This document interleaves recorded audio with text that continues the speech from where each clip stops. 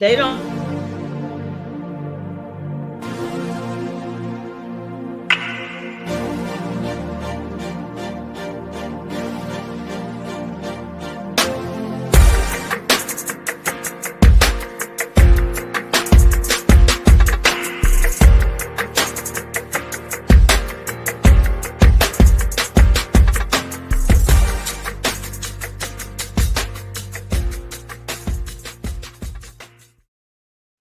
Yo, yo, yo, yo, it's your boy Roc Star, host of the popular new podcast At My Mama's House and Roc's House. And then with that being said, as usual, I come to you humbly out of respect for life and life itself.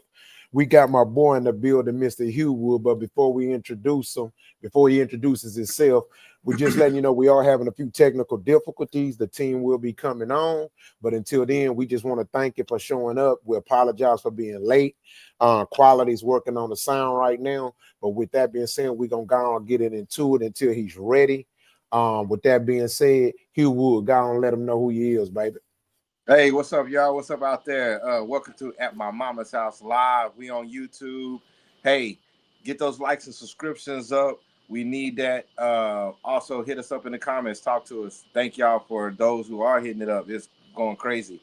Yeah, Hugh Wood, Chapter 2. We are in the knee deep of it. You guys are seeing a little bit of taste of things that we're pushing out on the social medias. But just stay tuned. Go check out Tubi. Awesome TV. You can check that out as well. But if you're on Tubi, go watch episode 1, 2, and 3 and get caught up because we will be coming out with some more episodes coming soon. But tonight, we are at my mama's house. And we're here on Monday nights and Wednesday nights, 8 p.m. Central Standard Time. And lock in, roll up, make your drink, kick back with us. Let's go. You did. All right, until then, we giving the viewers time to get back or whatever to what they was doing as far as tuning in. We finna try to we finna bring quality and see if his technical difficulties fixed. Quality, yep. Can you hear us? Breaker 19. Breaker 19. Great Fox to Black Squirrel. We are. Can we get a 10-4 breaker 19? Can we? Yeah, communications. All right, so we waiting on quality to come in, man. Until then, man, I made it to Houston this morning early. Oh man, the flight smooth, bro. I ain't go. I normally when I have an early flight like that, I don't really go to bed. You know what I'm saying? So, I like to sleep on that plane if I can. Man, I got on that thing while I was sleeping 15 minutes, man. Man, you got it down. You jet setter. You be going from Atlanta to Houston to I don't know where else you be going. Man. Yeah, man. Yeah, man. Welcome to that damn plane, man. Welcome to the H. Yeah. Back at home. North Side Center. Where you at? On the center, outside. Well, I'm at the hospital with Lil Man, so I'm on the southwest. I'm in the medical center. You know what I'm saying? Yeah. So also to all the people or the few people that's been is aware of my son's situation. He's been in the hospital for a while fighting pancreatitis, man. I just want to thank y'all for the support, checking on him and just having him in your prayers or however you do your spiritual thing. I want to give a special shout out. I call her my baby mama. She called me a baby daddy because she's like the godmom to King. I want to shout out to Miss Kenya, the realtor. So you know what I'm saying? Shout out to her, you know what I mean? Because she loves King. Yeah. Shout out to Miss Kenya. That's what's up. Yeah. But yeah, man, I'm here chilling, man. What's been up with you? How your week been going besides the shoots? It's been pretty good, man. Just trying to stay organized. Really been we knee deep with the school thing. I'm a dad, so I got a 5th grader, so and this is her new school, so we've been knee deep with the math and the science and trying to work with them, trying to get a schedule, and then they're integrating a lot of the computer stuff, so we using a lot of computers. They got computer time in class, computer time at home, so we're as parents, we just now figuring out the cheat code kind of. Gotcha. So, and it's a little girl, so it's like there's a confidence issue in there. So parents out there, some of your kids aren't not getting the work getting what it is. It's like sometimes it's that confidence level to be able to like say they having a problem. This question is hard, and you know, and it's sometimes they peers, they don't want to look like they don't know, they don't want to be the odd man out. So Gotcha. sometimes we got to be the odd man out for them. Let's talk to them and ask them questions and push them. That's what I've been working on pretty much with outside the Hewwood stuff. Yeah, for sure, fam. You can talk to the crowd a little bit. I'm getting these these videos together. So you see, you know, I guess we're dealing with this you know, maybe it's Mercury retrograde. I don't know if anybody's into that kind of thing or whatever, but there is a super moon going on right now. Oh man, bro! And somebody said something about some solar flares coming off the sun, 3 of them. So 3 at the same time. So those wave ripple effects could be affecting our satellites. Because I know my phone is kind of sketchy right now. So, but the moon was beautiful. Super moon. Man, I've been gazing at that moon every night, bro. It's so, man, you know, that type of stuff. I'm a nerd, bro. Man, I've been loving it, dog. Get your crystals out. Get your crystals out. Yeah. Your crystals. You know what I'm saying? Yeah, but, man. Yeah, man. I'm definitely gonna buy another telescope, bro. I've been so mad at myself because I haven't bought another one for years since the last one broke. You know, life be life, and it's no excuse, but I'm definitely getting another. I'm working on getting another telescope. The only difference is I plan on. I'm probably gonna get the $600 telescope. I'm not gonna lie to you, Kimpo. Hey. Yes, I want the bad boy because there's so much going on right now out of space. It's like, nah, let me get a better. The last one I had was like a $200, but it's, you know, they're good because they done got cheap over time. So what you think? You think we really seeing something out there? What do you think we seeing? Yeah, man. The things that they're finding, bro. It's crazy because I gotta be careful of my words out of respect for the ancestors.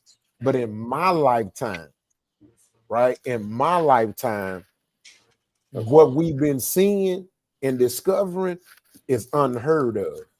You know what I'm saying? And the reason why I'm saying out of respect for my ancestors, because we, from our history, they've already had contact with the outer celestial. So you know what I'm saying? I don't want to talk new mind talk. You know what I mean? Yeah, you feel me?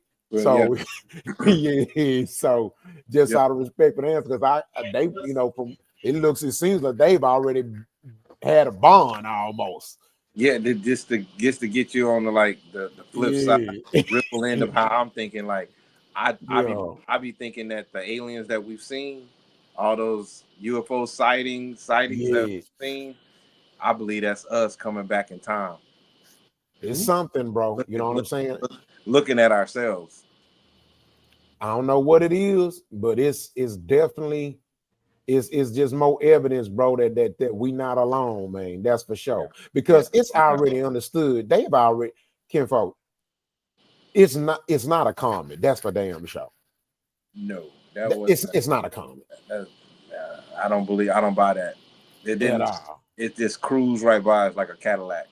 And it's so controlled, and then it's made of a metal that can only be made through processing. Like, come on, bro, that's advanced, man. Hey, what's happening, fellas? Can y'all hear me? Yeah, we can hear you. You can hear us. Okay, yeah, I had to use these goddamn bulky ass goddamn earphones, man.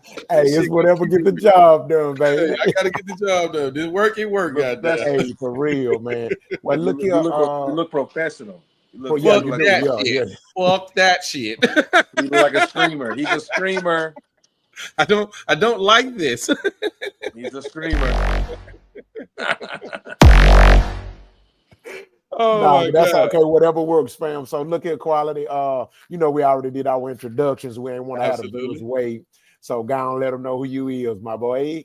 Hello, world. How y'all doing? Sorry for the late interest. I am your man, NAT Silent E, aka Quality. Yeah. Welcome, y'all. We have a few guests gonna pop in here in a little bit, so y'all get patient with us. Yes. Appreciate that, man. So Quality, man, like I had asked King, man, how your week been, bro? It's been pretty good, man. Pretty good. We've been kind of busy. I can't lie, man. Been getting a lot of little things done. A lot of little stuff that I'm not used to having to do, man. When I had to have this phone glued to my ear and stuff like that, that's not, that's a challenge for me. Like I say, y'all know how terrible I am with technology. So I'm one of them face to face. If you want to talk to me right here, eye to eye, face to face. Let's get it done. All right. And after that, then we can go finish it together. King, I'm gonna start the shit here. I'm gonna start some shit here. Look, I don't know what this nigga talking about, who he trying to fool, but this nigga got a 17 Pro Max, man. What the fuck are you talking about? Oh, yeah. Top dog. Wait a minute, King. His phone newer than mobile phone. He's talking about what he's technological. Yeah. You need to get back on that. I need you to understand, man. I got a house full of girls. And they have determined that that's what I'm gonna get. I don't have a option in this. They tell me this is what you got. This is what we gonna give you. This is what you gonna deal with. And when we get done with it, then we'll replace it with something else. I can't say nothing, but okay. Too funny, man. Too funny. Good job, guys. Keep pops updated. That's all they do. Like I say, if it was me, I'd still be next tail. Chirp, chirp. Hey, you gonna be there? Chirp, chirp. Look, that one went over y'all here. Y'all don't even remember next day, do y'all? Yeah. I remember the chirp. I remember. Oh yeah, the little walkie-talkie on the side. Yeah, that's how old I am. Yeah. I had a time for it. And you had one? Yeah. That was my way of communication, man. Chirp, chirp. Oh, that was man. It. Not the chirp, chirp. The chirp, chirp. Even had the little two-way. Yeah. Red, I couldn't do the two-way though. Red, green. That's when they got too smart. They got too smart with the two-way. We used to sell them. Oh man, that was funny. Just get them by the packs, man. Yeah, man. That's hilarious. That is hilarious, bro. Y'all man, look, they already talking about their cover. I'm getting say, nigga, Rock, you stupid. You dumb. I put Rich in a plane, nigga. Land your plane, nigga. Land your plane. I saw that too. That was kind of world greatest nigga. Come on. Hey, world greatest nigga. Come on, man. I'm trying to tell y'all, I'm working, man. I hope he running late. I think he might show up. Okay. I already text that nigga. Shit, I text that nigga. You already texted? Get your ass on this motherfucking show. Cuss me out and let's keep this shit moving. Let's nigga. keep it going. Let's keep it going. Nigga.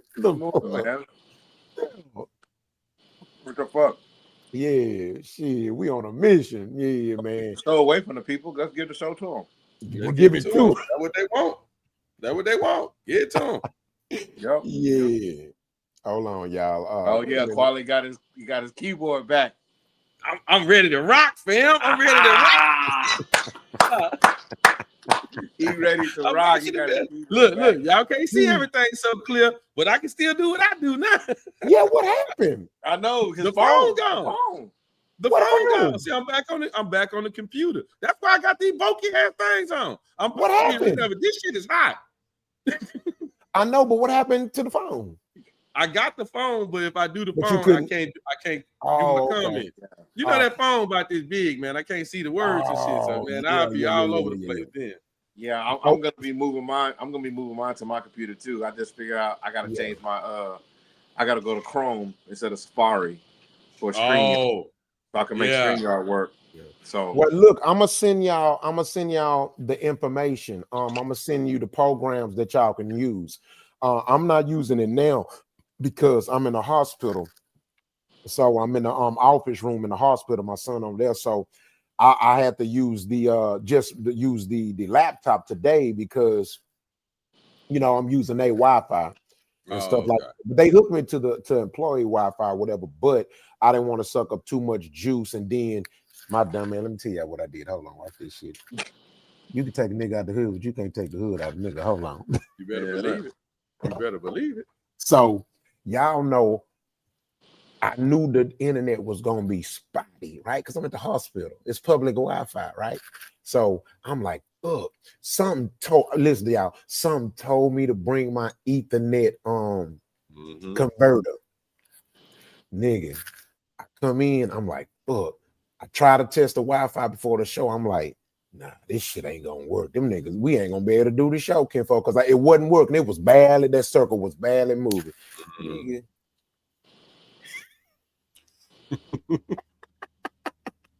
I done plugged this bitch, took that cord out, and I finished. And went straight in. Neo, that nigga Matrix, Neo, that shit. Straight up, I say. Sometimes you gotta do what you gotta do, man. That's all you gotta do. Yeah. Hey, that bitch was hard to come out to. I'm like, they must know niggas be up here. You know what we doing? They know we trying to get up in there. Look at you, with the race. They must know niggas be up here. They made the whole phone for niggas. Yeah. They nigga-fied the phone. Yeah, nigga shielded it. But I was able to get it out because, you know, nowadays the phones have to be connected to the Wi-Fi, the internet. You know what I'm saying? Yeah. The landlines. It's got to have a landline. Yeah. Hey, kinfolk, I swear to God, y'all see this bitch working seamlessly. Yeah, I got direct connection. Direct connection. And you clear. You clear. Crystal clear. Yeah, you ain't skipped a beat, bro. Not a beat. I see. Hey, now don't let them come in there and check. I know. No. Like, IT will be on his ass in a minute. IT will be on his ass in a minute. We got some straight missing the line, trying to figure out where it went. Yeah, we got a lot of heat going on over there in that area. Oh man, God damn, the man. things we do to keep this motherfucker rolling, y'all pay attention to that, okay? Look at what we do to keep this motherfucker going. That train gonna roll, fam.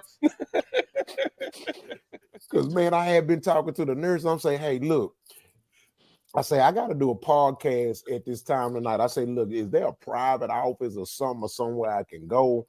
I say I cannot miss this show. And then one of the nurses know me. She was like, "You sub me." She's like, "You for real?" I'm like, "Yeah, I need to do this show. I got to make it happen, goddamn." I got to make it happen. Hey, what can you do? Hey, they went called around. I was a charge nurse. They told me possibly the 4th floor. I went on the 4th floor, but see the conference rooms was closed. Yeah. So I'm like, fuck, man. And then I seen one that was open, but I scared the Hispanic guy in there cleaning. I said, hey, what you like? I don't know. I said, I don't know. Don't worry about it. Yeah, I said, all right, man. I ain't. So I said, fuck it. I said, because like it's a Wednesday, and then it's the break room is pretty slow. So let me show y'all. Like, see, this is the break room. Mm-hmm. Yeah. So a huge break room.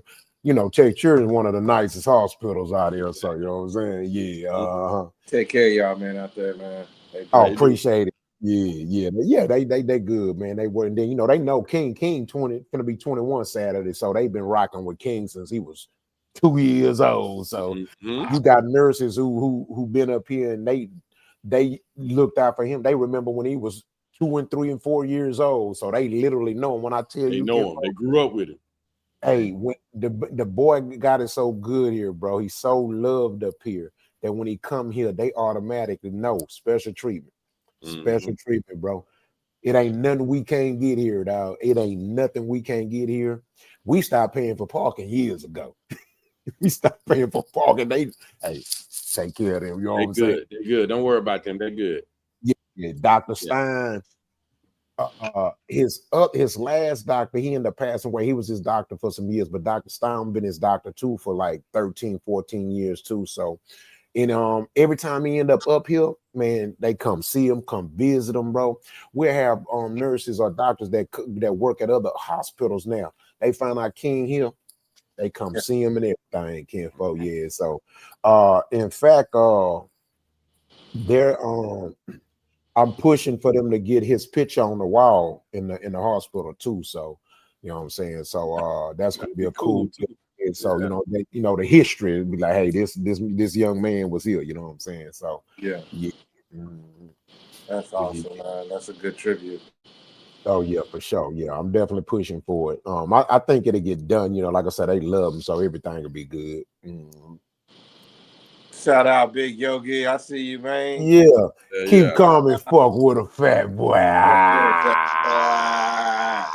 You feel me?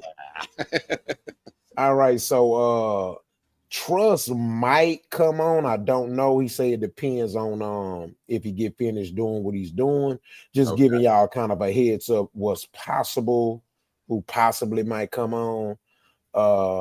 Let me ask Will where he's at. I sent him the link. And we just gonna get this show going. We don't want to leave them boys waiting out here, man. You know, TBN will probably be popping in here at the Wild too. Yeah, I know his mom regular time. Raz might pop in. I don't know. He actually came to pick me up for the airport, so he might if he can. So shout out to Raz. Yeah. Shout out to brother, man. Yeah, man. Make sure they like and subscribe, bro. Please, YouTube world, please hit that like, subscribe button. Holla at us, man. Come in these comments, chat it up with your boy. I'm waiting on you. I got a lot to say too. I wasn't here last week. Oh, y'all finna get it. Y'all finna get it. Bring it on. That boy's silly, man. Oh shit. Oh, waiting on Coach Pink too. She should be popping in here pretty soon. No problem. Man, I wanted to show y'all this video, bro. Kenpo, this video blew me away. Where is it?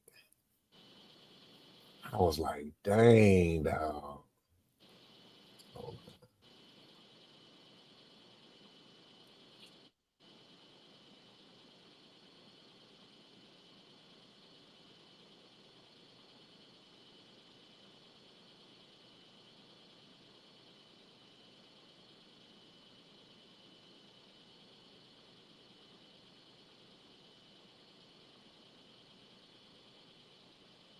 I thought I had to pull it up. Hold on.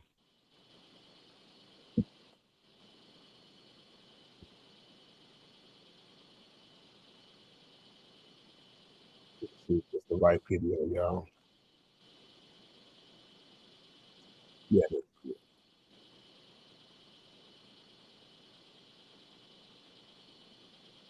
Yeah, y'all make sure y'all like and subscribe out there. Y'all comment, let us know y'all in the building, okay? Comment, let us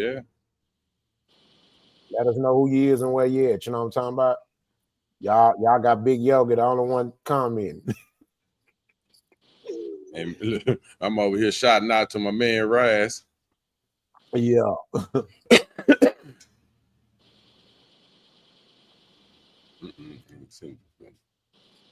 Man, I want y'all to check this out, bro. This is crazy.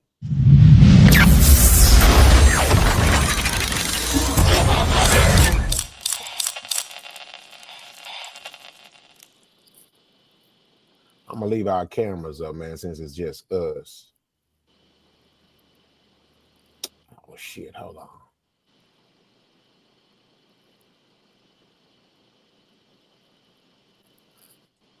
So I'm gonna do it because that way I want to try to see. Well, nah, I'll do it like that. Can y'all see it? Yeah. Bro, check this shit out, dog. The angle is what was thrown off. Oh shit! Oh my fucking God!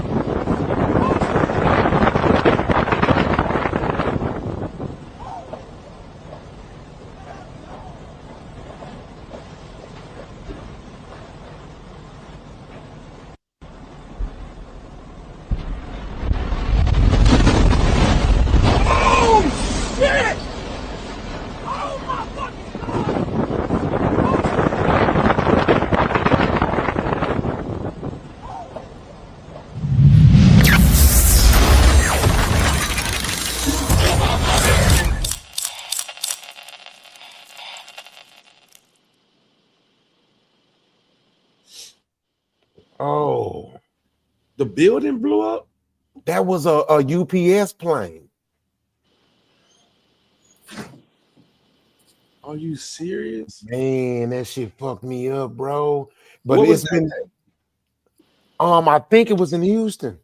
Oh my God. Let me see. Let me double check. Let me fact check. I gotta look into that because I didn't even see nothing about that. That's alarming. And you know planes that Nah, it was in. I take it back. It was in Louisville, Kentucky. Louisville, Kentucky. Oh, that plane. That plane that blew up. Man, that was horrible. All them camera angles is crazy too. Yeah, because they showed different camera angles, but that camera angle that out of the ones I've seen was the closest. So you seeing like the actual plane, and right when it crashed, I say, "Dang!" Oh, you played a clip? Yeah, he just played the clip. Yeah, you didn't see it. You didn't see it. Play it one more time, Rock. Okay, I'm gonna play it. Okay, I got you. I'll play it again. Hold on. I had to run downstairs. My bad, y'all. Okay, now you good, fam. We'll play it again. Give me a second.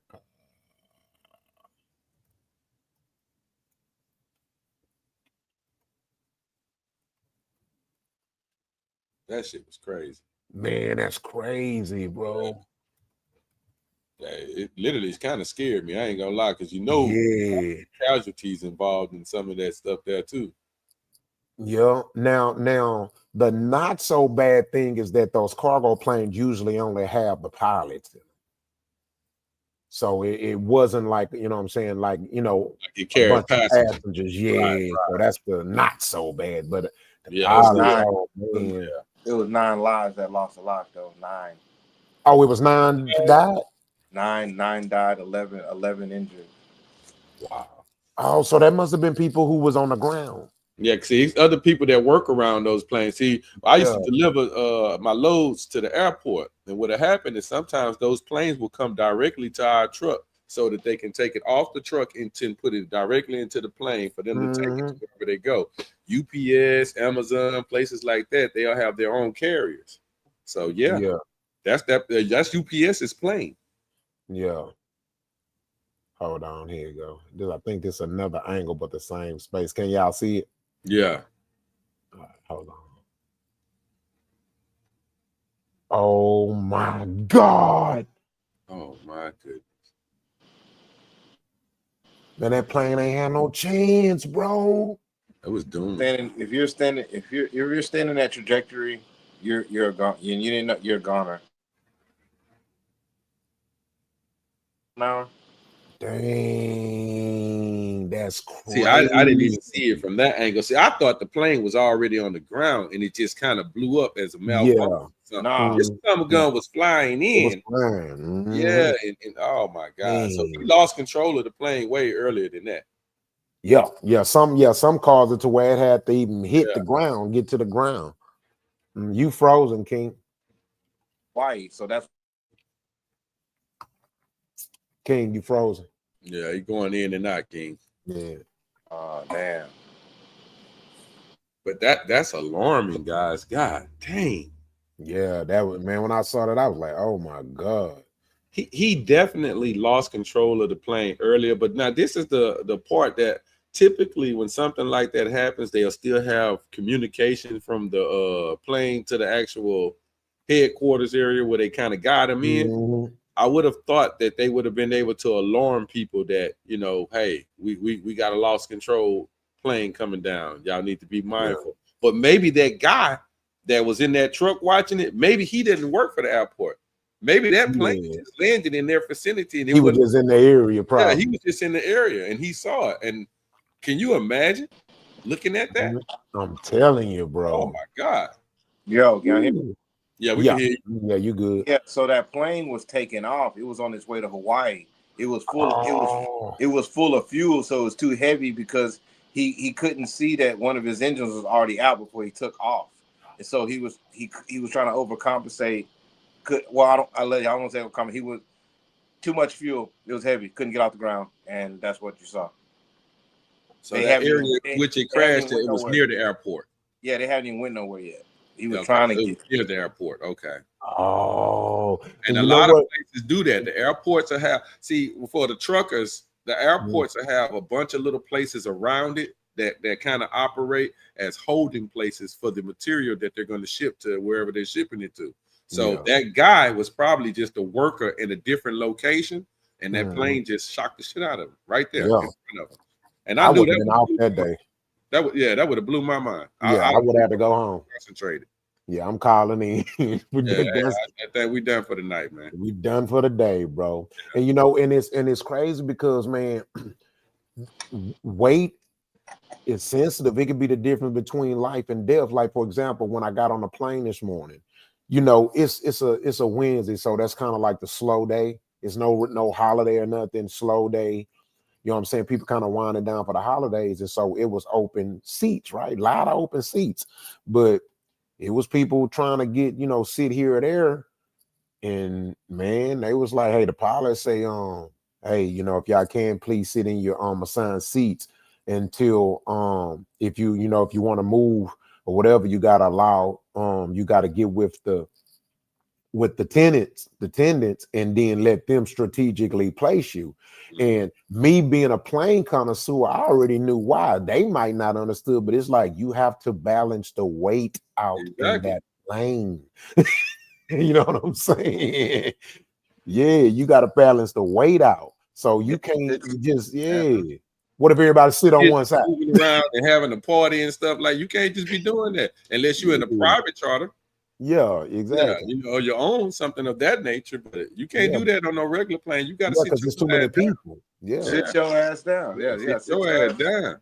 Yeah, because you got it got to be balanced for sure. If you got 200 people on the plane, you got to remember them planes can hold anywhere from 200 to 400 people. So if you're getting on a regular nice size Boeing, you know what I'm saying, and it holds 322 people, and it's 200 on there, you can't just necessarily sit what you want without them strategically moving you to, if you want to sit a little closer, it's an open seat or whatever, you know what I'm saying, like this. So, but I understood it off top, but that's only because I love flying, so I watch thousands of hours of that shit, you know what I'm saying. I always said if it wasn't for rapping or something, I would have been a pilot, you know what I'm saying.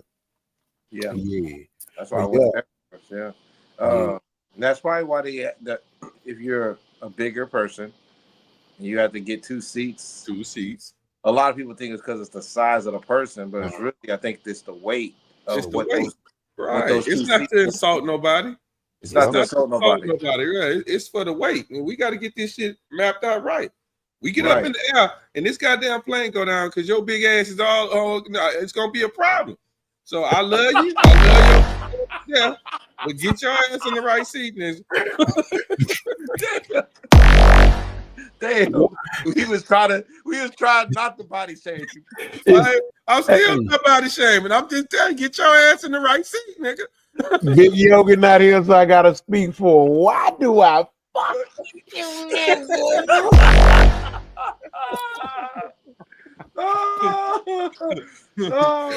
Look, fuck this shame and get your ass in the right seat, man. I'm trying to get out of here safely. Oh my God. Oh man, that is so true, bro. Oh, man. And stay seated when the plane land. Wait till they open the damn door. You can't go nowhere anyway. No matter what. So just wait till the door open, man. I don't need your sweaty, stinky booty in my face. You've been sitting down for 4 hours. And all of a sudden, you trying to point your ass in my face, trying to squeeze by and shit. Come on, man. Sit down somewhere. We ain't going nowhere. Opening the bins, trying to get your luggage out. I'm like, where are you going? Nowhere. You're going nowhere until that goddamn door opens. So you might as well sit here and wait it out with me, fam. Bro. Yeah. Look. Finish watching your movie. What's up, Roc? King. What's up, Roc?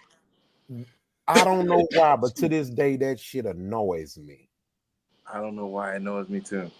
Bro, I mean, as soon as the plane stopped. Soon as that bell hit. But wait a minute, King.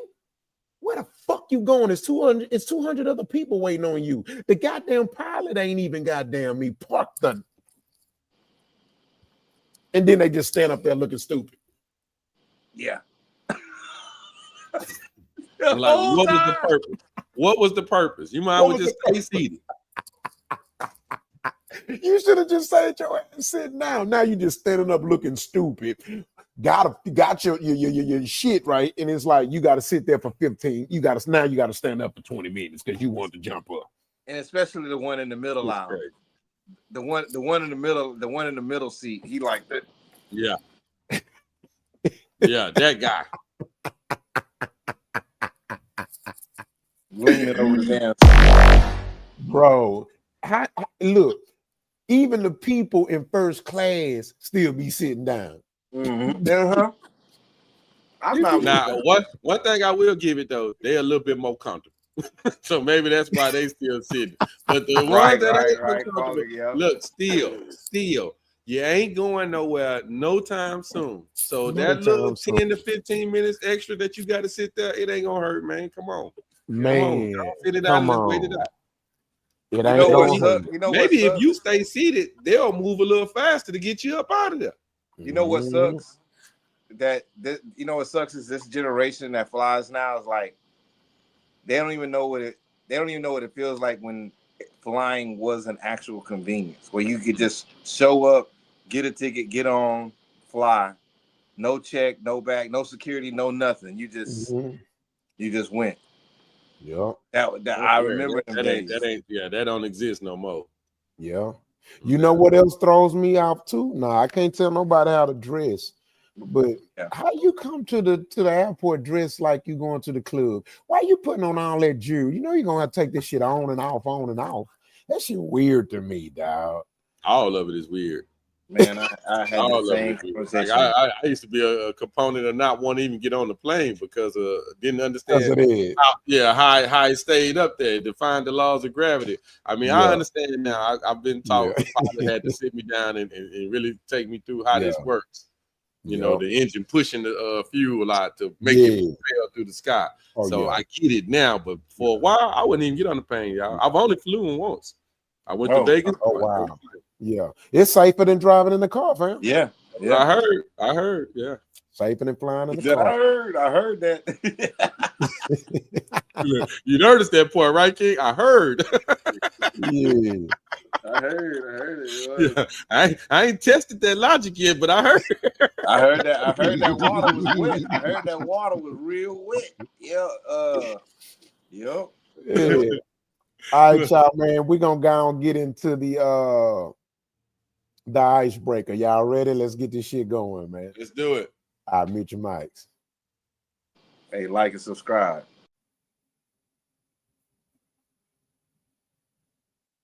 Ain't no hope. I don't deal in fucking hope, man. Hope you gonna pay your goddamn rent. Hope your car work. Come on, man. Ain't no but bullshit. No, I'm just saying. I think a lot of black people are being brainwashed. It ain't got nothing to do with them. Okay. In here, if you say I'd like to go to Paris this year, but I can't afford, you just told 75 trillion cells to see to you don't get to Paris, huh? That's who you are. And when you find that out, huh? When you find that out, when they told me I had the worst cancer you can find, huh? I told my son, Doc, I said, don't show that to your mother, till after your sister get married. Then I gave her the report. How could they do this? I said, bitch, you better get out of here. You think I'm leaving this pussy here for your high school sweetheart? You out your mind. I ain't going nowhere. I know I'm not going nowhere. If you hope don't work. You never heard no rich, powerful motherfucker say hope. Well, that's true. Ain't no hope. I don't deal in fucking hope, man. Hope you gonna pay your goddamn rent. Hope your car work. Come on, man. Ain't no but bullshit. No. That's my man. Hey, Look here, man. I mean, the shit ain't funny, but the shit funny. How you doing, Miss Lady J? Hey, fellas, how y'all doing? Hey, good evening. Good evening. How you doing, man? Good. Is my mic working okay? I can't really process it from here. Yeah, it sounds good over this end. You sound good. Mm-hmm. Okay. Lady J, welcome to the show. What you just saw was what we do an icebreaker. So we kind of just, have something that's funny, hilarious to crack, kind of just break the ice, because sometimes subjects can be serious or whatnot, or even more fucking funny. We don't know. But with that being said, let us know who you are, who brought you here, and why you're here. And if there's anything that you have to promote, please promote it. Well, I'm blessed to be here, so thank you so much for inviting me out. I am the queen of turn up, as I call myself, Ms. Lady Dollin J. I currently host a couple of bomb ass karaoke nights around the city. You can currently find me on Monday nights at Nomad Reserve, located right here off of Westheimer. And then a little bit down the road on Thursday nights, I'm also hosting again in karaoke Fox Trap restaurant. Okay. Now repeat that restaurant again. You froze, lady. Lady Dylan. Froze.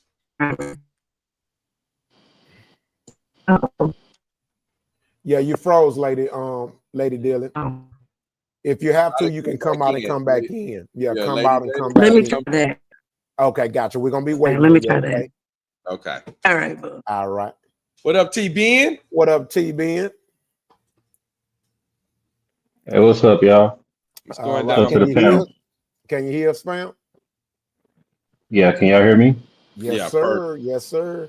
All right, so we know you just got in. You already know what to do. Go and state yourself. Let them know who you is and what you promote.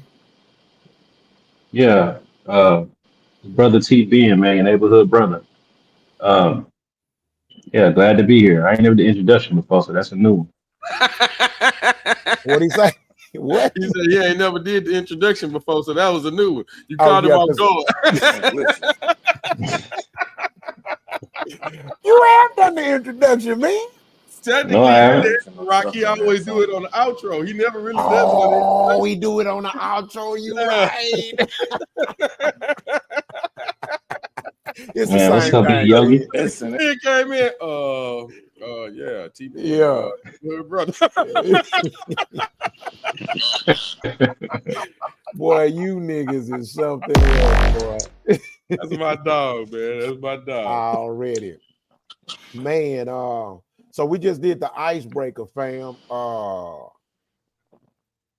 your week been, bro? It's been all right, man. Busy. Yeah, we can hear you, King. Yeah, it's been all right, man. Just keeping busy. I know that's right. Yeah, man. Yeah, well, like I was telling the panel, I just got in this morning, so yeah, I just came straight to the hospital. Just been working on, actually working on from the hospital. So on a funny note, Roc didn't hijack the goddamn hospital, boy. He didn't hijack the hospital. Told them to give me your internet and everything you got. If you don't do it, I'm telling you, I'm shutting this goddamn place down. Give it to me. And damn John Q, Roc Q. That's what I was trying to get to. I couldn't get the name, TV. Roc went up there and John Q the hospital. My son's not even here that he get a fucking job.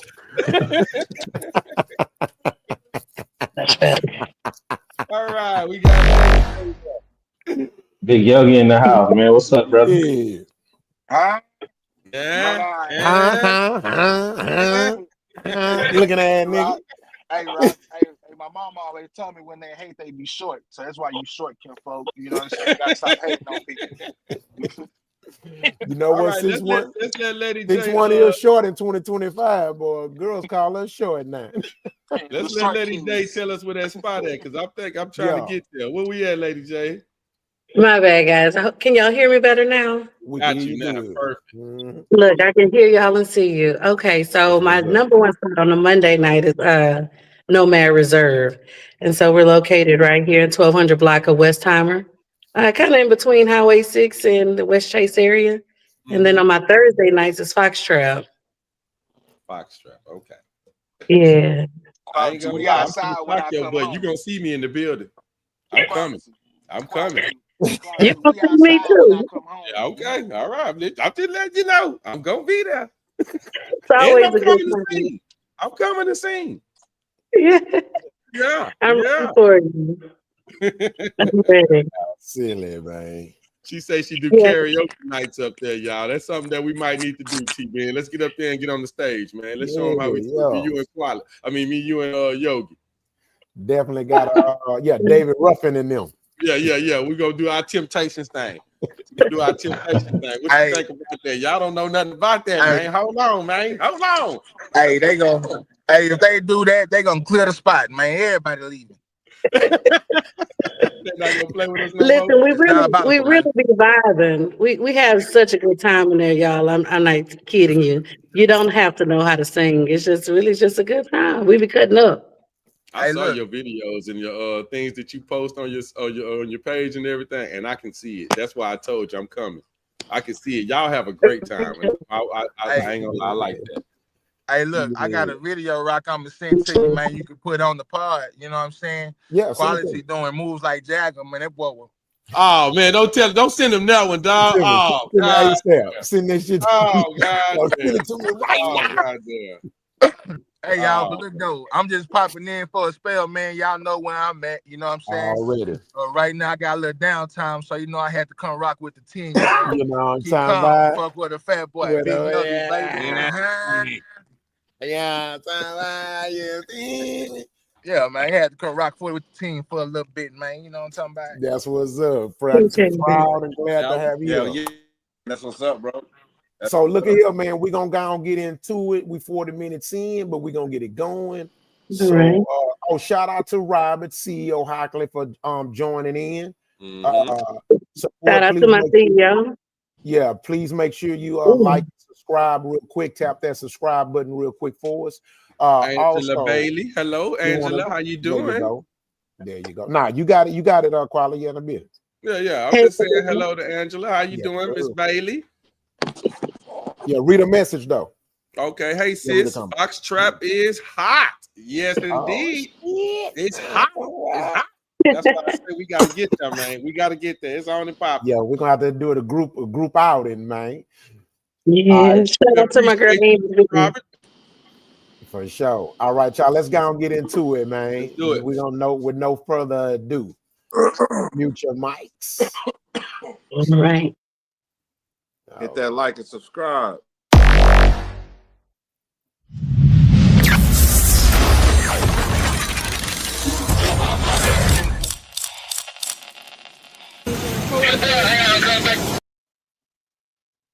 God damn it. Hold on, y'all. Hold on.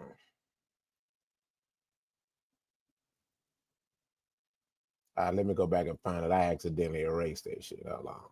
Oh, okay. There you go. Oh, yeah.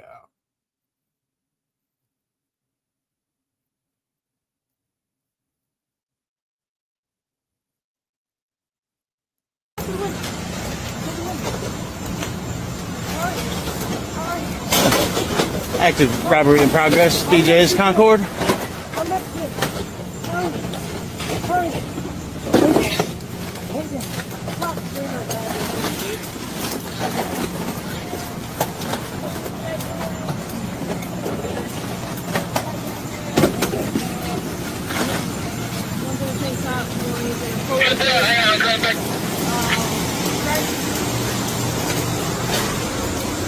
Gray Pontiac.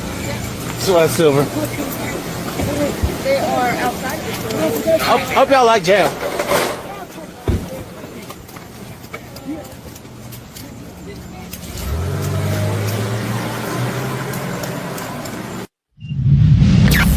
So should we have everybody be stealing? Legal user.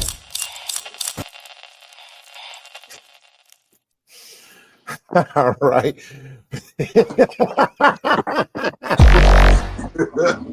Damn, man, this is crazy. And why moments? Why? Just All why? right. So with that being said, basically what you have, and it's isolated. It's not something like, I wouldn't say it's on an extreme level, but basically, the government shutdown compounded with EBT recipients has led to some stores getting looted, mainly Walmart's. Even some of them actually closed. Two of the stores actually closed, had closed on November the 1st and 2nd, and then there was several other Walmarts that just closed earlier than usual. They was normally closing like at 11, but they were closing like at 8 or 9 o'clock. So basically the topic of conversation is what are y'all thoughts on on this EBT thing as far as the SNAP program and everything like that. What are y'all thoughts on it? Do you think the system has been taken advantage of? Do you think people are being on it too long? You know, what's your thoughts on it? Do you think that it's something that should be gotten rid of? Is there do you think it could be a time limit on it, or what or whatnot? Just what's your thoughts on it? Why it's always Walmart? Nah, it was some other grocery stores too, but you know the most popular stores. But nigga, you said Walmart. we don't hear about this shit happening at Target, nigga. Target, excuse yourself, Target. I mean, Target. You gotta put your pinky in there when you sip your wine. My bad. I mean, the bouginess. I'm only reporting the news. I'm trying to see how me and Target got in into this. I'm just reporting the news. Rock, you look like a Target nigga. Am I lost, my nigga? See, hey, I just report that what the news said. If they would have said Target did it, I would have said Target did it too. But they said Walmart, motherfucker. They Walmart shopping ass. Hey, they getting K Rogers too. Hold on, man. You leave my K Rogers alone, man. Leave my K Rogers alone. Hey, all I know the news said Walmart. So, but with that being said, since you talking your shit, nigga, you started out. First off, let me tell you something about Yogi. Morning, noon, and night, I'm gonna pop my shit. You hear me? First of all, all right. So, boom. I'm gonna allude to what T. Dot said when he had this conversation before, man. Like when it comes to elderly people that can't get up and go, I get that, right? That shit, we should feel bad for those people. But them able-bodied individuals that can get out here and get a job, why you sitting on your ass, bro? Go get some money, man. I'm gonna tell you who this shit don't affect. The people that got jobs, the motherfuckers that make a paycheck every week or 2 weeks. I can go buy groceries. I don't got food stamps. It shouldn't affect me. You know what I'm saying? So, and then I don't want to talk about the people that was in the video because that's just diabolical. First off, her stomach was hanging over her shorts, bro. That's ridiculous. Like you need to be trying to rob Planet Fitness at Walmart. I'm just playing though. But now, no, you're not, nigga. No, you're not. No, you're not. Yeah, I'm dead ass. Look at my face when I say it. I'm serious, nigga. Anyway, but yeah, man, like in this situation, I feel bad for the elderly people. You know what I'm saying? And man, anybody that can get up and go get a job, man, this shit don't affect the people in the working class, bro. I guarantee you that. Like people sitting up here making a big deal out of it. That's the motherfuckers that depends on it. And then I think it should be a time frame if you do it. It should be a time frame on it when you do it. Like if you do it, man, don't let that be your end all be all. You know what I'm saying? Use that shit as a stepping stone to get to where you got to get. If you down and out and you need it, that's understandable. But to sit up here and just live on it and depend on it every month, like it's crazy work, bro. That's my plane, man. Okay, that's what's up. All right, so being on, we heard what Yogi said, and I want to just take a piece of what he said and then just kind of derive a question out of that. He said, you know, he understands when it comes to people like with disabilities or elderly, I think.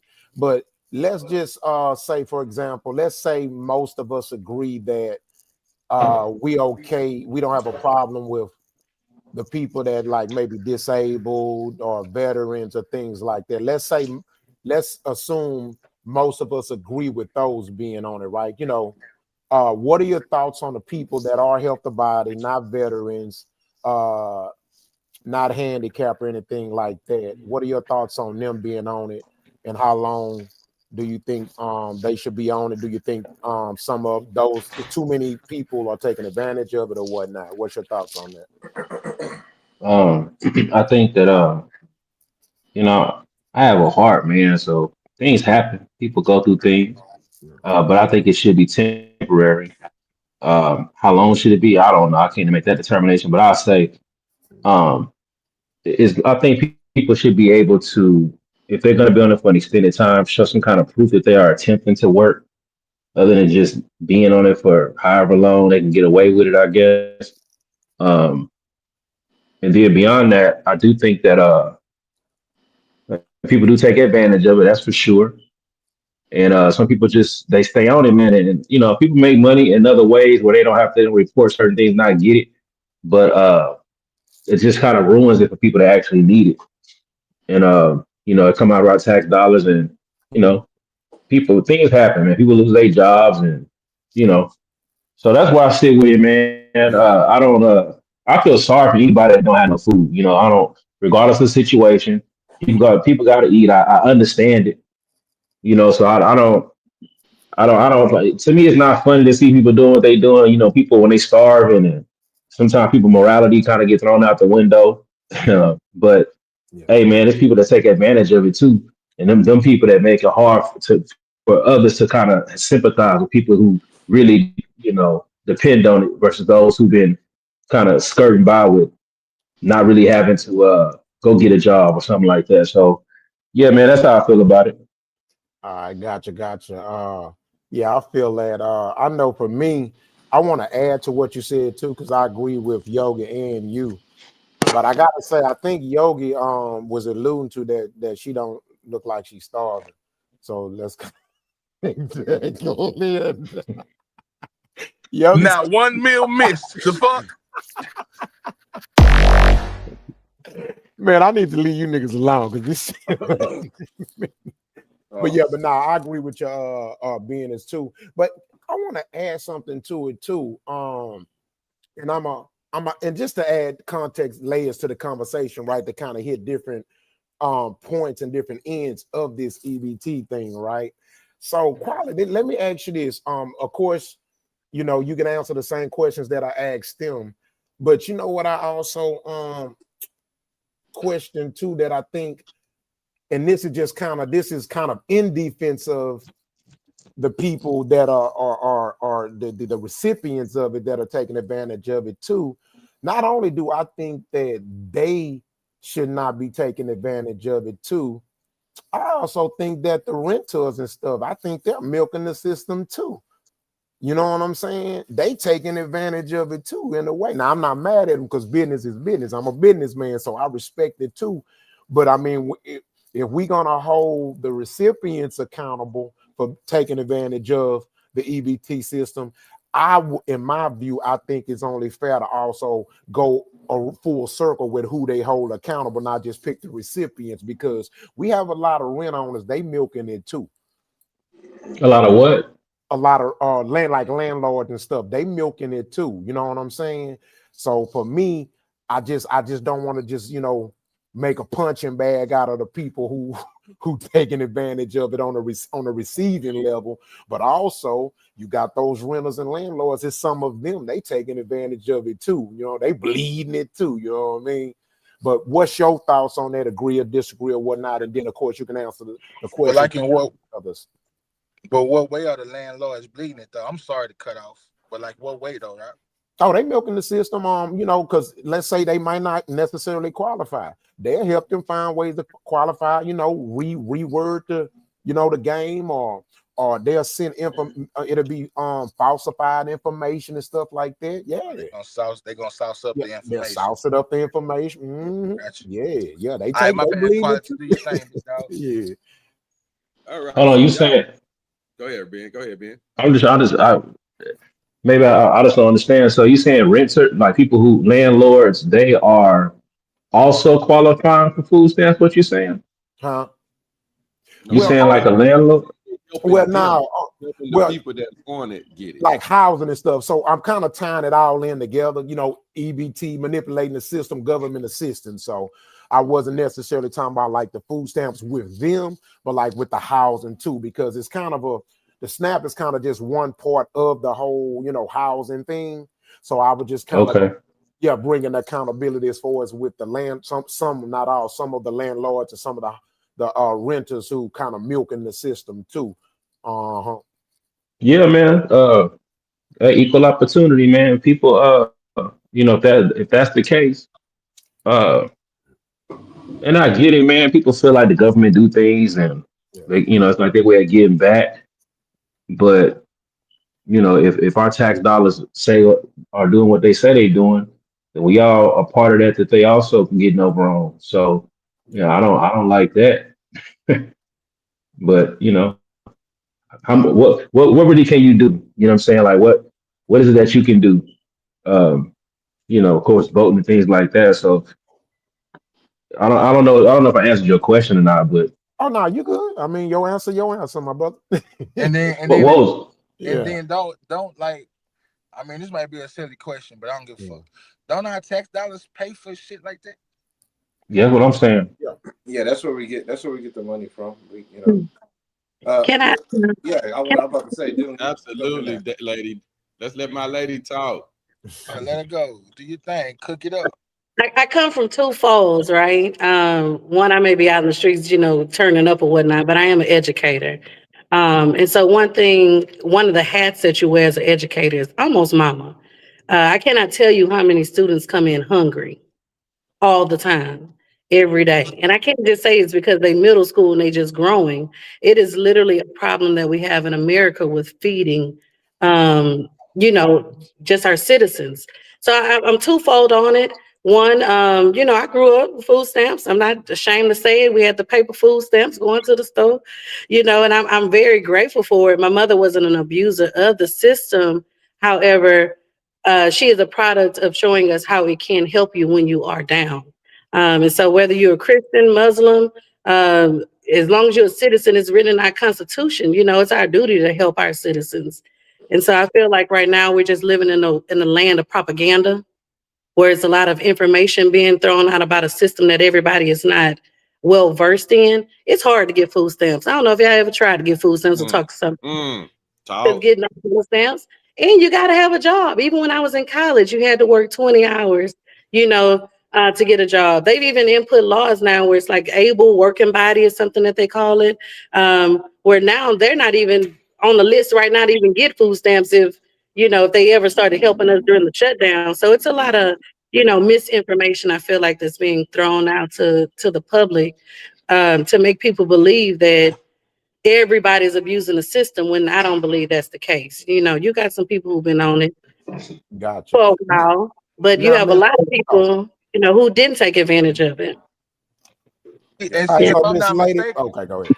if I'm not mistaken too, right? I don't know about this person, but I heard about it. Like Mhm. if you go to them and try to get food stamps or try to get like government assistance and you don't have a job, they'll give you a paper to where you got to go around the jobs and you got to fill out these jobs that you went to try to find work. Mhm. You know what I'm saying? So the stipulations of it, it ain't no free fall in that bitch. You know what I'm saying?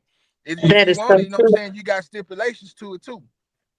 You have to go to the Let workforce. You have to show that you're trying to gain employment. So they're not really just letting you just sit on it. And I done seen some downfalls where I didn't hit rock bottom and still couldn't qualify for whatever reason because they do their due diligence. You drive a Benz, don't come asking for no food stamps. You ain't getting it. You know, you got the roof over your head, depending on how high your rent is. They're not trying to give you food stamps. They really go and Preach. they Yeah. deep Now, into your. lady. Now, let me add a caveat to that. You are absolutely right. But here's what I also see. It is hard to get those services when you coming from the perspective of you're doing it right. But the people that are manipulating the system, they're getting it. They I'm getting it. sure. I don't know Yeah, how. Your Social they Security is getting it. typing everything. While you sitting there talking to them, they, Yeah, typing in everything and like, oh yeah, yeah. But you it's pull this working. together You got for whole ghettos with Hey, a lot so of people that are getting away with it. You know what I mean? Yeah. I learned something new. So because I don't know how it works on people that qualify and don't qualify for it. So yeah, propaganda is something else. So I'm curious how other than people that say, hey, I'll sell you some food stamps, doing that. Outside of that, how do people game the system in as far as food stamps are concerned? Oh, I watched it. I watched it. I watched people game in my whole life growing up How in the how do hood. they do it? I'm saying like how do they do that? put us up They on game, bro. Yeah, yeah. Talk to us. oh Tell us how they doing it. you gotta ask the criminals. I don't. You said you watched them. I did. Tell us How what do they you know they So doing. gaming it? How do you know they gaming the system then? because for example, like how she said, like you gotta prove you looking for a job and stuff like that. You can manipulate that. You can manipulate. Okay. Yeah. All right, I'll take. That's just one way. You can manipulate that. I'll take on the question. Yeah. I'll take on the question, T-Vin. I think we like kind of a little bit playing on words too. Like, how are they gaming it? How is it being manipulated? Well, the thing is like, it's more so like there is a sector or percentage that is like this generational hand down of the welfare and the tactics and tools that you got to do in order to stay on it, in order to like work underemploy yourself, maybe have more children, you know, reporting those kind of things. Of course, the whole like selling of, you know, the EBT, buying, you know, stamps and all that. Of course, those kind of things. Maybe even, since he said social security number in certain areas, using children's security numbers to get certain things placed into whatever they need to get done. These are all fringes and rare things, but they do happen. And then also, I think it's more so like, I'm not even trying to come at to blame the recipients of SNAP benefits or any kind of government assistance. I'm not here to blame that. I'm more so looking more so like at the policymakers and the people of like that actually made it. I think it do need term limits, but I think the term limits should come with, I think certain levels should come with like a life coach type of thing. So that way you're getting the government assistance because you need it. So that way you're good. We got a life coach to show you how to finance it, how to build up this, what type of jobs. Maybe you're looking for this job. Okay, let's look towards this way, because I'm good with engineering because you're an engineer, type of things, those kind of things. And then also that's going to open up the idea that even if you drive up in a Benz and you need government assistance because you may be stumbling a little bit and you just need like 30 days worth of assistance, 15 days worth of assistance, or maybe even 6 months worth of assistance, but you do drive a Benz and you do live in a $230,000 home, but maybe it's just tight stretched because a lot of people right now that are making 115 upwards to $150,000 a year, they're saying that it feels like I'm making 45. It feels like I'm making 65,000 because of all of the inflation, interest rates, and expenses that we got to pay right now. So I think there should be term limits, and I think it should come with some sort of life coach of how do I use this and how do I get off of it and stay off it and be a prosperous capitalist type of person and get what I need to get. You know what I'm saying? Those kind of things. And so that way we don't have to actually blame the recipient, because it's the media wants to make it seem like it's only black folks on welfare. And then then we see these AI things with, you know, fat white folks. It's always a fat white folks person on welfare when there's skinny white folks on welfare. There's fat black people on welfare. There's skinny Mexican people on welfare. We all here, you know what I'm saying? So it needs to go back to the policymakers. Like, why are they dragging their feet on what should be happening? And why are we seeing people have to not get fed? Like, there should be certain things in the government, like with your body. Even if I get knocked out, not hurt, hopefully my lungs and my brain keep certain things working, certain things going that I can't control, that it keeps it going so I can stay alive. The government should have shit just like that. Like, it should be no question about people who are on the system that need the help. That should never just stop. Now, you know, I'll land my plane right there, but yeah. Yeah, I think that was one of the reasons why I thought it was important for me to let it be known that it's not just the recipients that are misusing the system as well. You know what I mean? You know, I don't want them to just be villainized because like you said, King, some of us in all facets of society may need it or have needed it. You know what I mean?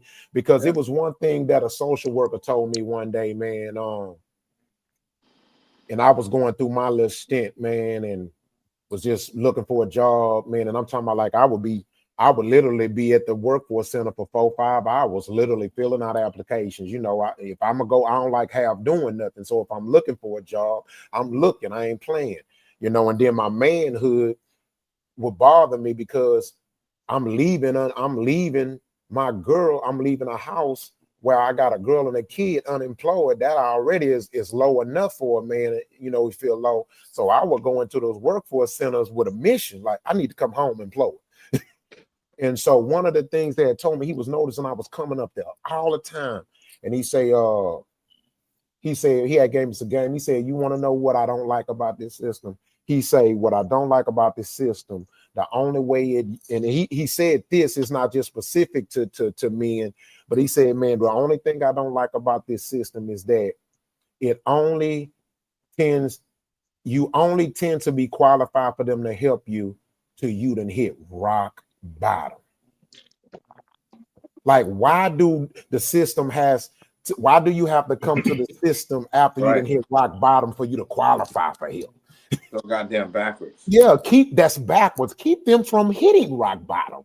You know what I'm saying? Yeah. Don't wait till I'm starving to give me some stamps. You know, help me out before I get to that point where I'm in between jobs to feed my family. You know what I'm saying? Protect my manhood. Protect not that my manhood is taken, but I'm saying personally, if you a man, you know, and you know you are to be the provider, then it'll fuck with you. You know what I'm saying? But yeah, that was just a point I was wanted to make, just kind of add to what you're saying. Yeah. Yep. Hey, I'll be doing some research, man. So I see how much money people have to make, right? Depending on the house size and the cost of living in your area. And I'm seeing like the federal guidelines is like, if you got a household of 4, your gross monthly income cannot be above $3,250. That You know what I'm knocks saying? For 4 people. So your net $2,500 a month. So a house of 4,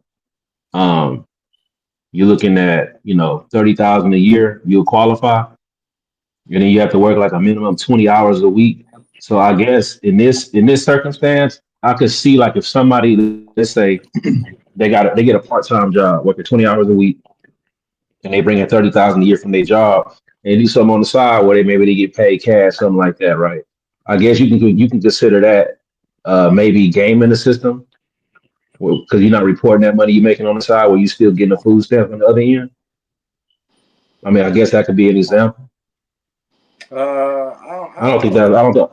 I mean, yeah, I'm saying, is that an example? I don't think it's common, but I'm sure that's what somebody would do. Like as far as I like don't think that's like gaming. running game, it's like I don't far as think like that's running gaming. game to I get think it. that. I think that. Well, I think I'm that's saying more the game because so a symptom. I think that's more I'm so like. saying. Hold on, fellas. Hold on. Let's one at a time. Yeah, go ahead. Finish. Go ahead. I was trying to answer. Go ahead. Go ahead. Go ahead. I'm thinking. I'm saying gaming because if it's saying your household income is that your report is 3,250, but you got some on the side where you're making well over that, that means, in other words, you're getting food stamps when you really don't need it. Because there's people that don't have a side hustle, people that don't. That's the only income that they're making. You know what I'm saying? So would you say like the government is like so the stipulations you just pointed out, T, that I mean, in a household of 4, of course we all know you're gonna exceed that, right? So that would make it a no-go for you to get stamps. That's what you were saying that for, right? If you make more than 3,250, you wouldn't qualify. Yeah, if they're you have gonna a cut household you of off. 4. They're gonna cut you off, so you're gonna have to inadvertently keep that secretive. You're not gonna be able to report that to the IRS because you don't want to go over that number because you're not gonna get that assistance. And that's Right. That's the dumb policy part. That's the gray area. That dumb Let part. let me add something So to that, y'all. recipient nor us voters can. I mean, us until they put it on the ballot can change that until we can actually. That's the pinpoint, like right there. That part.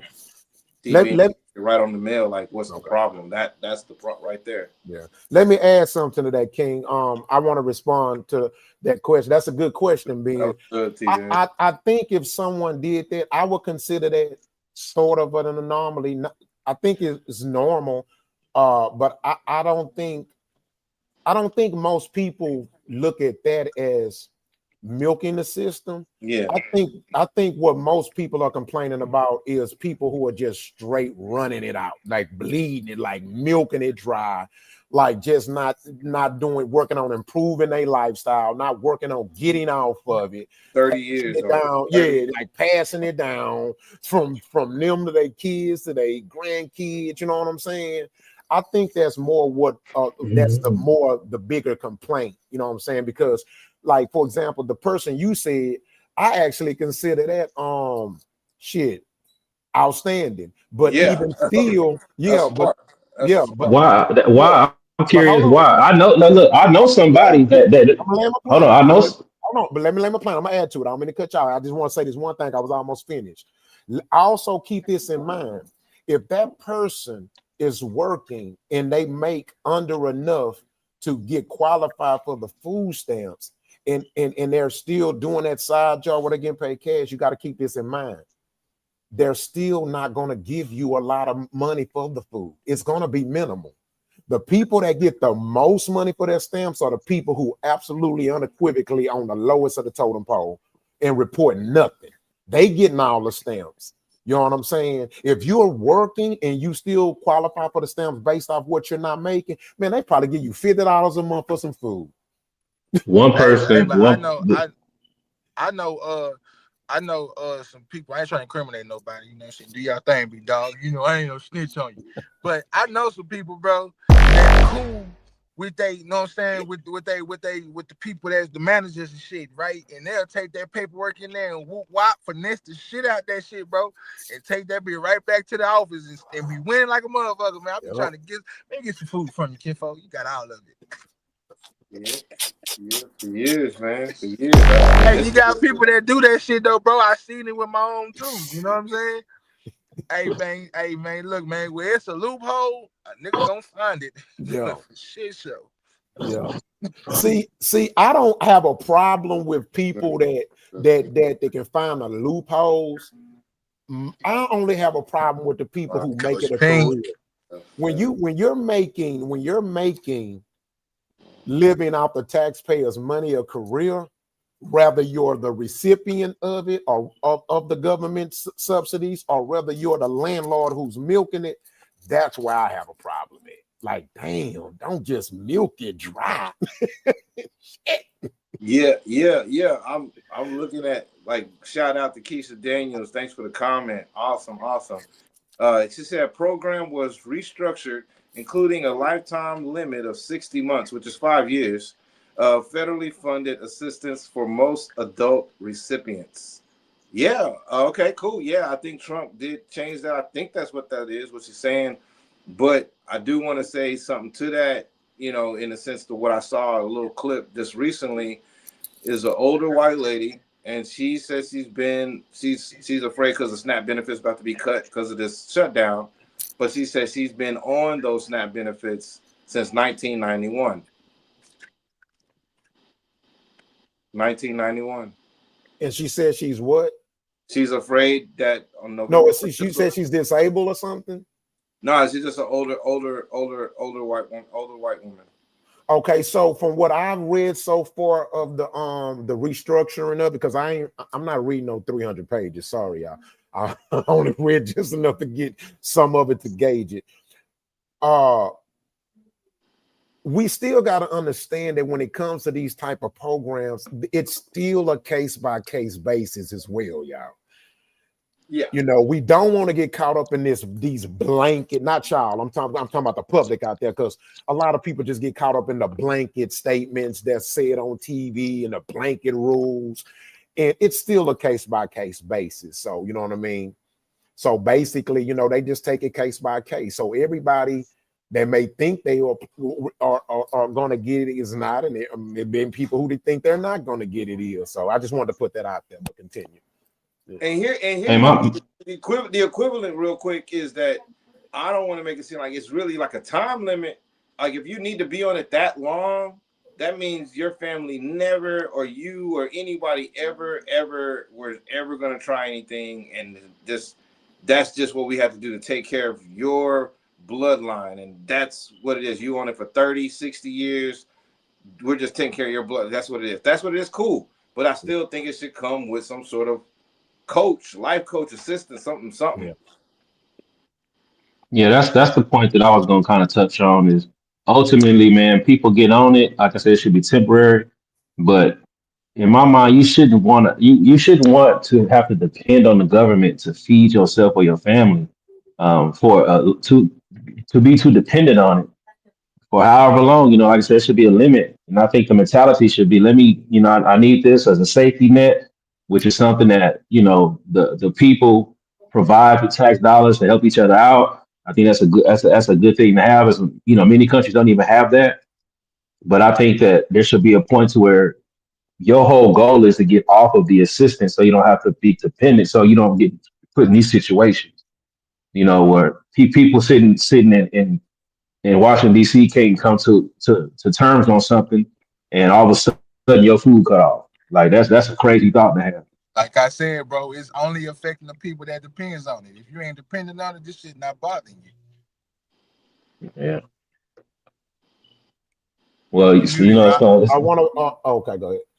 Nah, I'm done. Okay, yeah. So I want to get what Coach Pink. Pink, what's your thoughts on this? You're muted. I'm in agreement. I do believe that, yes, for the families that are dependent on it, it really is going to affect those who are dependent on that services. And for the lady who's been on it since 1992 to now, and that's wow, that's mind blowing. Since 1992, and we're in 2025, and you have been dependent on your SNAP benefits. That's mind blowing, because I wish I could have it sometimes. Just a couple million, through the holidays sometimes. That'd be beneficial. But I do believe that there are too many people who are dependent on these SNAP benefits, and instead of working, when we're handicapping the humans, when we handicapping people, it doesn't cause them to want to work or want to try to make things better for themselves. They feel that they are dependent on things, and when you are dependent on things, then you don't feel the right to want to go out there and work. Now, I do understand that there are people who are unable to work, are unable to go out there, that do need the services, like our senior citizens, or even those who have been disabled at a younger age and can't provide for themselves. I do believe they do deserve these services. So I do believe that on case by case, that it needs to be the case manager, whoever's over these individuals, need to do a thorough investigation per each person, instead of just automatically giving it to them. Because what I've noticed is that the ones who get them easily not necessarily deserve it, and the ones who do have a hard time getting it. Facts. All righty. Any last thoughts on this before we go to the next subject? Yeah, I just want to say one thing. She actually helped me remind. I wanted to say it when you were talking, Rock. But reason why I feel like every single American, no matter what you are, should be able to be deserved to get government assistance, because first of all, we have the government there, and first of all, they take our taxes, and we get tax on top of tax on top of tax. We should be able to get it. And the most important thing that we know that's a fact is that the average American cannot deal with a $400 crisis right now. The average American cannot handle a $400 crisis right now. So that means that a lot of people could use the help. That's what that means. Yeah. And I'm never going to blame the recipients of it. Never. I don't care if you abuse it all the way through. I'm never going to. It's always going to be at the policymakers' table for me, because they know what they need to do to make this right, to make it work. Because not everybody thinks and makes the right decisions the way they need to do, especially with finances. We see that all the time with regular people. They got regular jobs, can't make right financial decision making. So if you find yourself in a hard place, why not be able to establish a team to help you get out of that hard place? That's what I'm about. I've always thought that way since I was a kid. Like, we need a team. I don't like this. I don't like this poverty. Hell no. Let's get out of here. And they could have robbed the Academy instead of Walmart, steal some little bands, some weights. You know what I'm saying? Hit sit ups. Well. All right. Yogi with the jokes right now. Yogi on the jokes right now. Let me I do my whole Robert De Niro piece right there. He gonna come with this Bill Murray joke. Damn. Go ahead. All right, so I hadn't said nothing. I kind of listened to everybody what y'all was saying, and I agree with the whole panel. I agree with everything y'all said, but I want to point out a few things because I anybody that know me and that watches this, y'all know how I am. I speak for even the unfortunate as well as I speak for the fortunate and everybody else. I try to have a broader lens on everything that we're talking about here. So Lady Dalen just said something that was very, very to me, I think should be the primary reason for why we shouldn't even worry about this, because number one, there are kids that are hungry. There are kids that go to school. There are kids that don't have food. There are kids that can't eat. And for us to be complaining about who's taking advantage of the system, God damn it, perhaps they needed to take advantage of it. The system has taken advantage of us for what? How long now? Our whole entire lives. So I don't have a problem with anybody taking advantage of it. If it'll help you, then yes, absolutely, you should be willing to use it. If it does not help you, or if you are not necessarily needing it, but you still have an opportunity to get it, and I'm not against that. That's just me personally, y'all. Now I ain't speaking for nobody else on here. I'm just speaking for me. I'm not against that. My world, I don't worry about what you doing. My world can only worry about what I'm doing. So I can't focus on what the next person is doing, because if I do that, then I might be in the same position that they're in because I'm spending too much time worrying about what they're doing. I ain't got time for that. I got to worry about me. So what they have to do to make it so they can live and they can feed their children, they can make a place for them to be comfortable, and that's for everybody. I'm not talking about black, I'm not talking about white, I'm talking about everybody. Then so be it. Because like I say, this system has taken advantage of us numerous of times. And that's my plane, and I've landed. If we can hear you, Roc. Go ahead. Lady D. We can y'all gotta start next time. Put y'all names on it because I can't see them.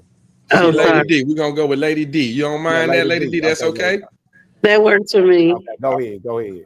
All right. I said we can send $400 billion across the other side of the world. It shouldn't be no issue about the small amount of people that are on food stamps. Bingo. Because guess what? And every day I go to work, you're going to take your taxes regardless of where it goes. I don't know where the allocation of my funds go in. I just know they're coming out and they're going out anyways. So for me, personally, it doesn't bother me because I really think that the numbers are inflated as in regards to how many are taking advantage of it. Anyways, so I agree. and the last thing I was going to say was, I'm from a small little island. Let me pop my collar, Galveston. But I remember growing up, and it was a thing for us to be outside all day, but we were jumping people fences, eating oranges, peaches, pears. Now you can walk around and I can't find a fruit tree. I put part of that blame on the government as well, because they're taking up land space when you could be providing food for your people in a free manner. But instead, we were fussing about, a program that's meant to help those who need it. So I don't know. I stand on two sides of that fence. Gotcha. No, that's cool. I agree. So I what agree. I want to say before we go to the next subject, let's keep this in mind, right? And because what all y'all said is true. I'm hearing more people who are the recipients complaining about them not getting the services no more than the people who are complaining about it. So just let y'all seen the video. They as the ones who getting all irate and want to take food from the stores and want to backlash and stuff. So because I agree with y'all, your taxes gonna get taken anyway. Hey, I'll let the government, even if I don't agree with how the government breaks those funds down in whatever way they may do. My problem is more about people complaining about it, and they've been getting stamps for 20 damn years. What the fuck you complaining about? You got them for this long or that long. Yeah. You know what I'm saying? So I just wanted to put that out there because I agree with everybody said. I have no problem with it. There are people need help. I done had them before. You know what I'm saying? So I don't knock no man if they need stamps. You know what I'm saying? Because I don't think it's fair if a man can't get it because he's a man. Well, hell, the man is the provider. If he needs to get stamps to help feed his woman and kids, then God damn it, give them to him too. Don't just give them to single woman. Shit. You know what I'm saying? Give them to that man. Man, that man he out of a job right now. You know what I'm saying? But that's just my thoughts on it. Let me read some of the comments. Quality say facts at Keisha. All right. Tasha Jones says no. Dylan said Tasha said the same thing. That's poor management of their stamps. Tasha backdoor said because why is that deep freezer not stacked, or it should at least have enough food to stretch for times like this? Facts. They keep having them damn crab bar parties. That's they. I know when mama. But they good. Damn that shit. They good. What's wrong with the crab bar party? We gotta eat. Hey, look, boy. I know when my mama used to get them whole boy. That I'm messing refrigerator, with you, freezer, Roc. deep freezer. Goddamn it, my auntie's deep freezer, boy. We had food, boy. She stocked that. That's right. But nobody's even gonna care if the government never shut down. Nobody would even care. Nobody would even. It's definitely fake outrage of some sorts, of selective rage. It's for sure. Yeah.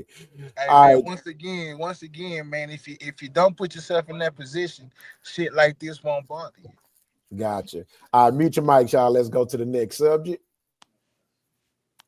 Mute your mics.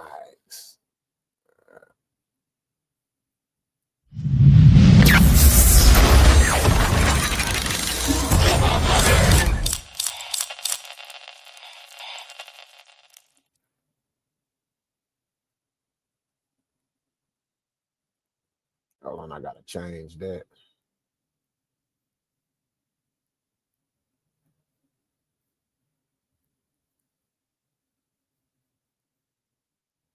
Had the worst experience ever at the gym, at Gold's Gym, and I think this is probably happening at gyms across America. We're like, trans women are going into the women's locker room and not really caring about how women feel about it. And it's really hurtful, yo. Like, how you gonna say you want to be a woman or that you are a woman, but you don't give a fuck how women feel? Today I was naked in the locker room. I turned around and there's a man there in boy clothes, lip gloss, standing there looking at me. I'm butt naked. So the first thing I think is maybe there's a worker in here. Maybe I missed the sign. I say the word sir to say, sir, what are you doing in here? He goes, don't fucking talk to me. I'm a woman. I have a right to be in here. Immediately, I'm fucking pissed because I'm butt naked. I feel violated. I feel like weird. Like, I don't want to deal with this, right?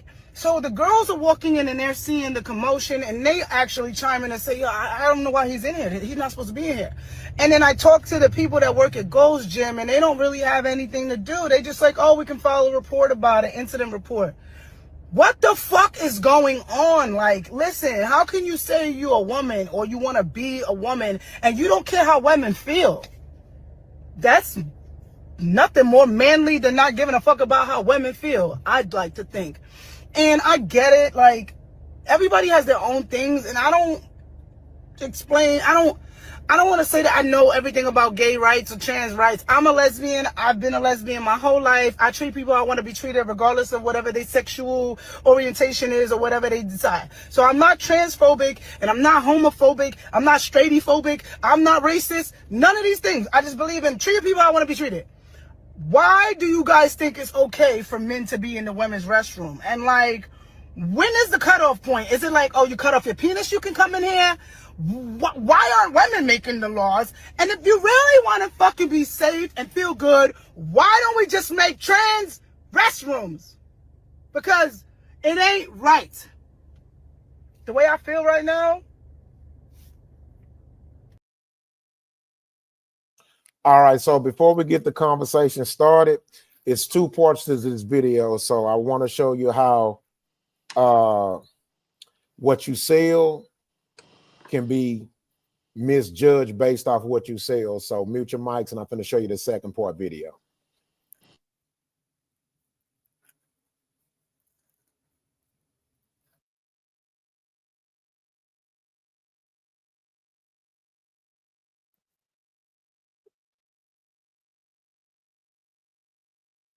Hold on. God damn. Just a second.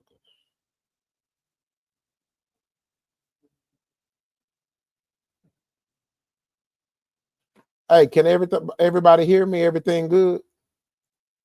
You good, bro? Okay, Yeah, hold on, you because I fine. was having some was slowing down as far as the video, but give me a second. Give me a second.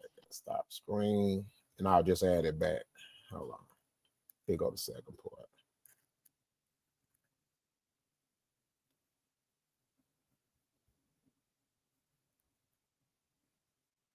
Grown men with big dicks in the women's locker room. And that's why I'm getting kicked out. And I want to make sure the girls know. The fuck? Everybody saw that man in the fucking locker room.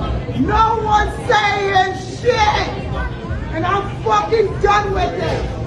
It's fucking stupid. It's dangerous. Me naked in front of a man without my permission. But I ain't the one who gets kicked out the gym, y'all.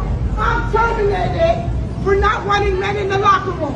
And that goes to men, grown men with big dicks in the women's locker room. And that's why I'm getting kicked out. And he needs to have his gym membership revoked for that shit. And the woman told you. He assaulted me. The girl told already. We already filed reports. No. That's fine. I want the video. You can't get rid of me for this. I'm a woman and I have every right to not want a man in the restroom when I'm naked. There are girls naked in there. Look at them walking in there like it's okay. It's not okay. I understand. I'm not calling.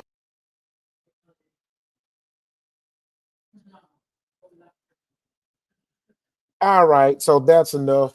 I just wanted to show you the two videos. It's the same person. So basically, to add context to the service, the girl went viral.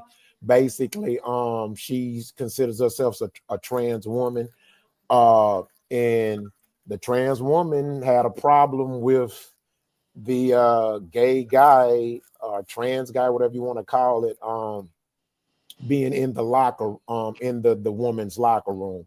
So, I want to know y'all thoughts on it. Let's start with Miss Lady Dillon. Talk to us.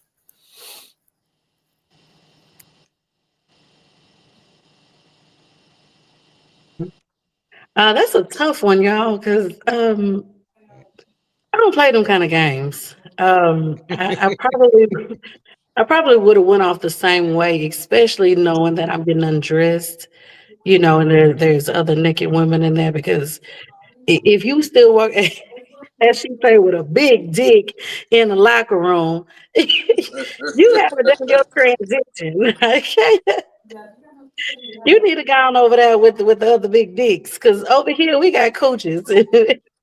And I don't know. I probably would have got kicked out as well. I cannot lie. I don't discriminate. I don't hate anybody. I know some of the most beautiful trans women around, but yeah, that's a slippery slope right there. So, Dylan, let me ask you a question before we go to the next person. If he's not wanted in the women's locker room and he's not wanted in the men's locker room, where he gonna go?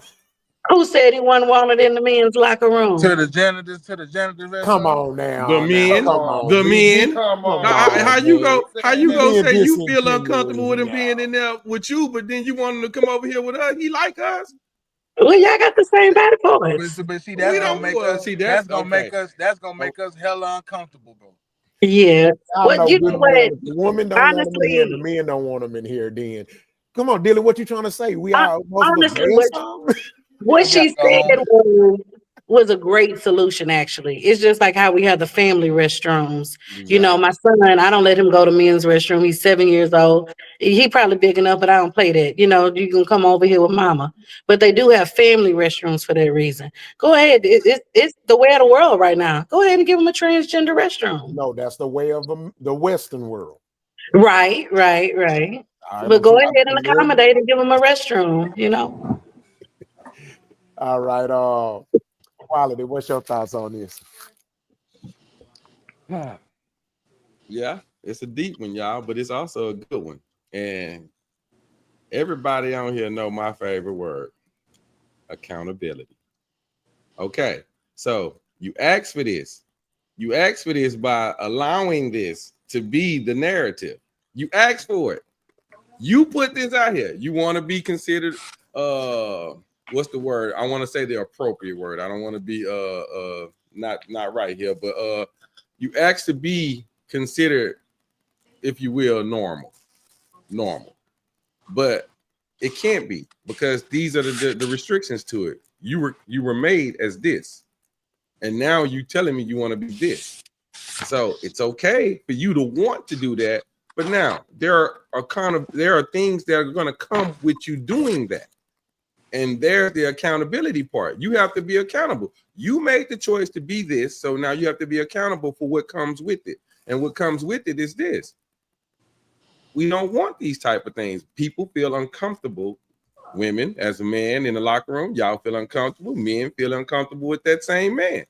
So now it is the perfect solution, which y'all said, let's make another restaurant. So that's awesome. I agree to that. If that's the way we gonna do it, and if that's the way life is going to be, then that's what it's going to be. But now, of course, that's going to cost more. That's going to, that's got to all now be put into the building of the buildings, and now you got to put all that. So now the construction labor, all that got to be accounted for when you decide to make that decision to say this is okay.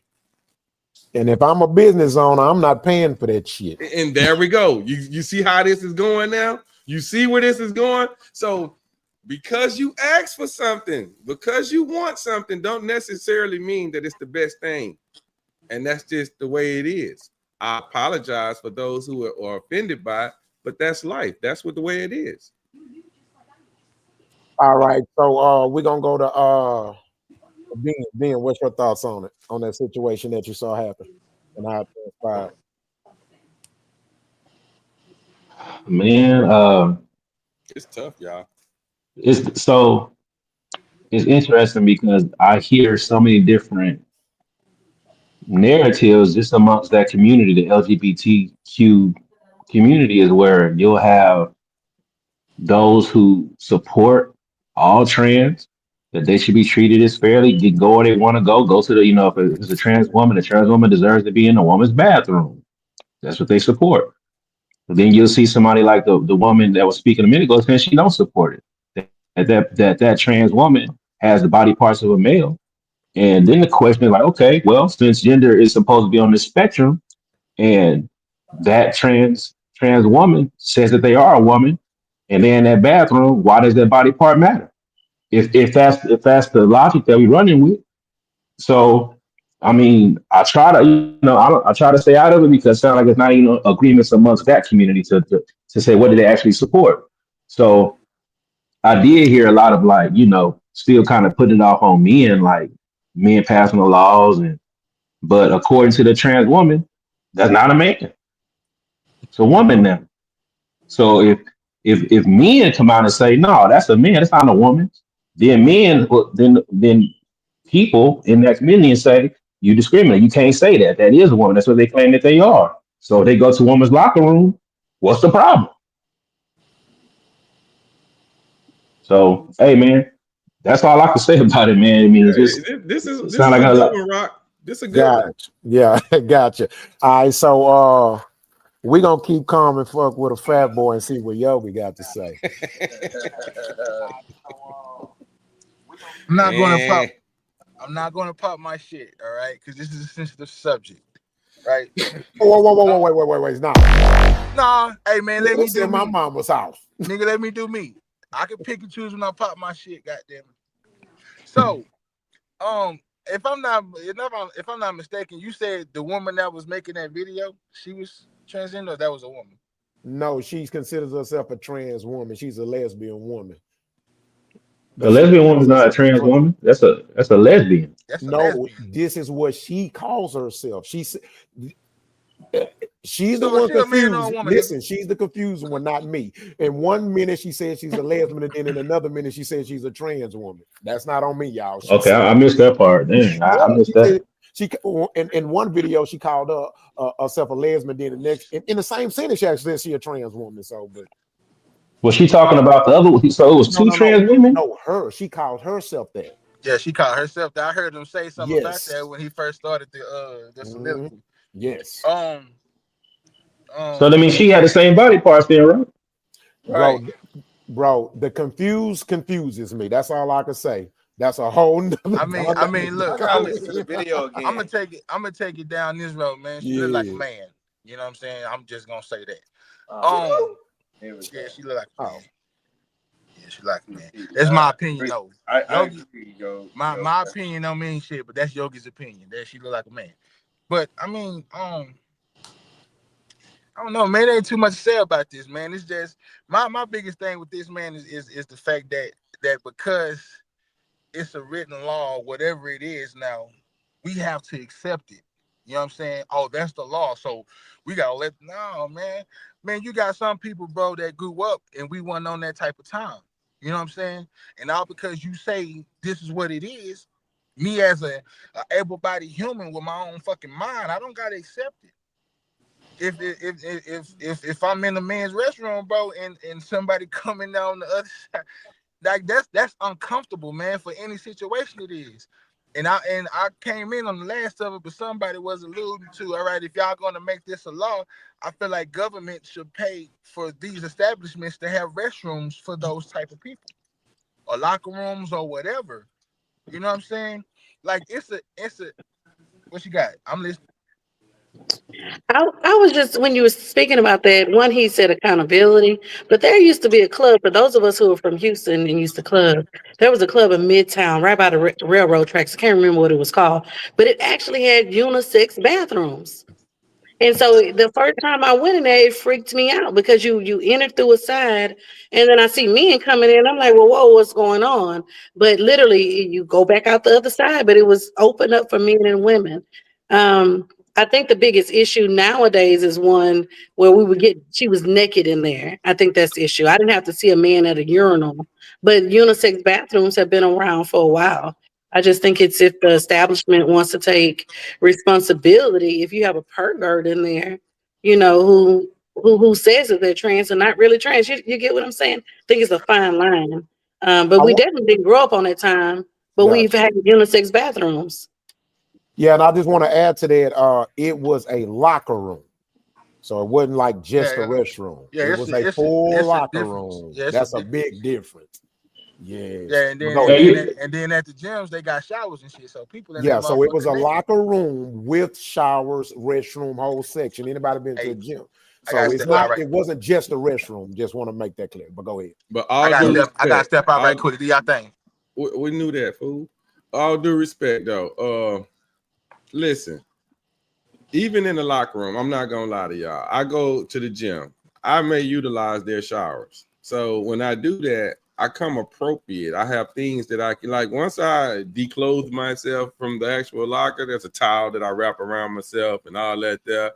And whomever is in there, I don't, I go do my business. I guess I ain't too much worried about them. And maybe that's the part that makes this different for me, because I'm not worried about anyone else. I'm most of the time, whatever I'm doing, I'm tunnel vision. It's all about me. I damn near don't even see y'all. So that's probably, maybe that's it right there for me right there. But my point that I was making is, once I get there, I have towels, got everything I need.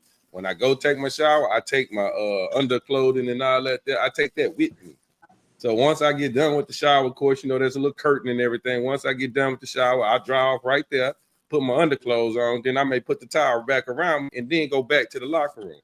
So, I mean, there are measurements that you can take if you feel uncomfortable to try to prevent certain things like that from happening or whatever. Now, of course, a woman has more body parts, and of course, a woman is going to feel more unprotected if an issue were to arrive or something of that nature. As a man, like I say, we pretty much, we'll whip it out in the middle of the street to go use the restroom. It can't be done for a woman. So there it is.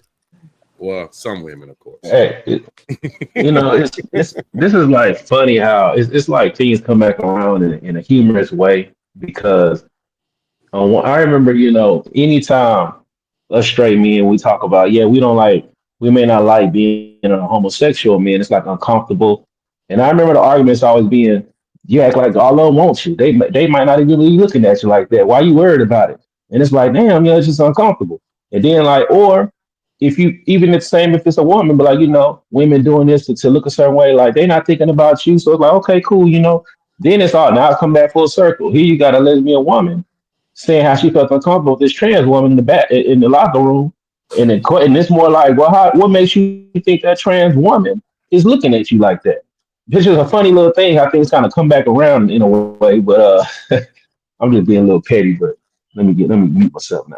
Look, I'm gonna piggyback on your pettiness though, because it's expected to be something done because it's the woman. But now when it pulls full circle and it doesn't benefit that woman, then all of a sudden you see, yeah. And that is another petty moment, y'all.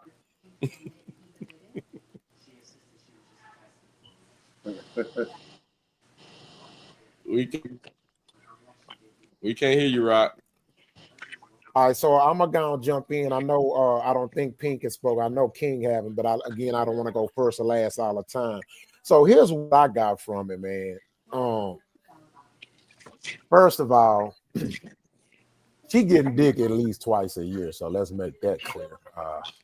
But what? Yeah.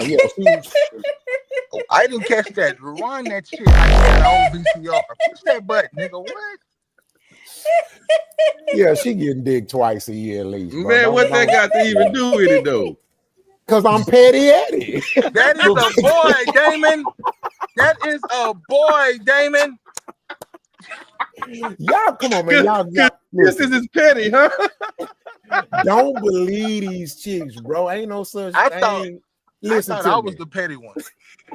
I thought that was my job. Nigga. Hey, you can't take my job, nigga. It's my job. I do it well, nigga.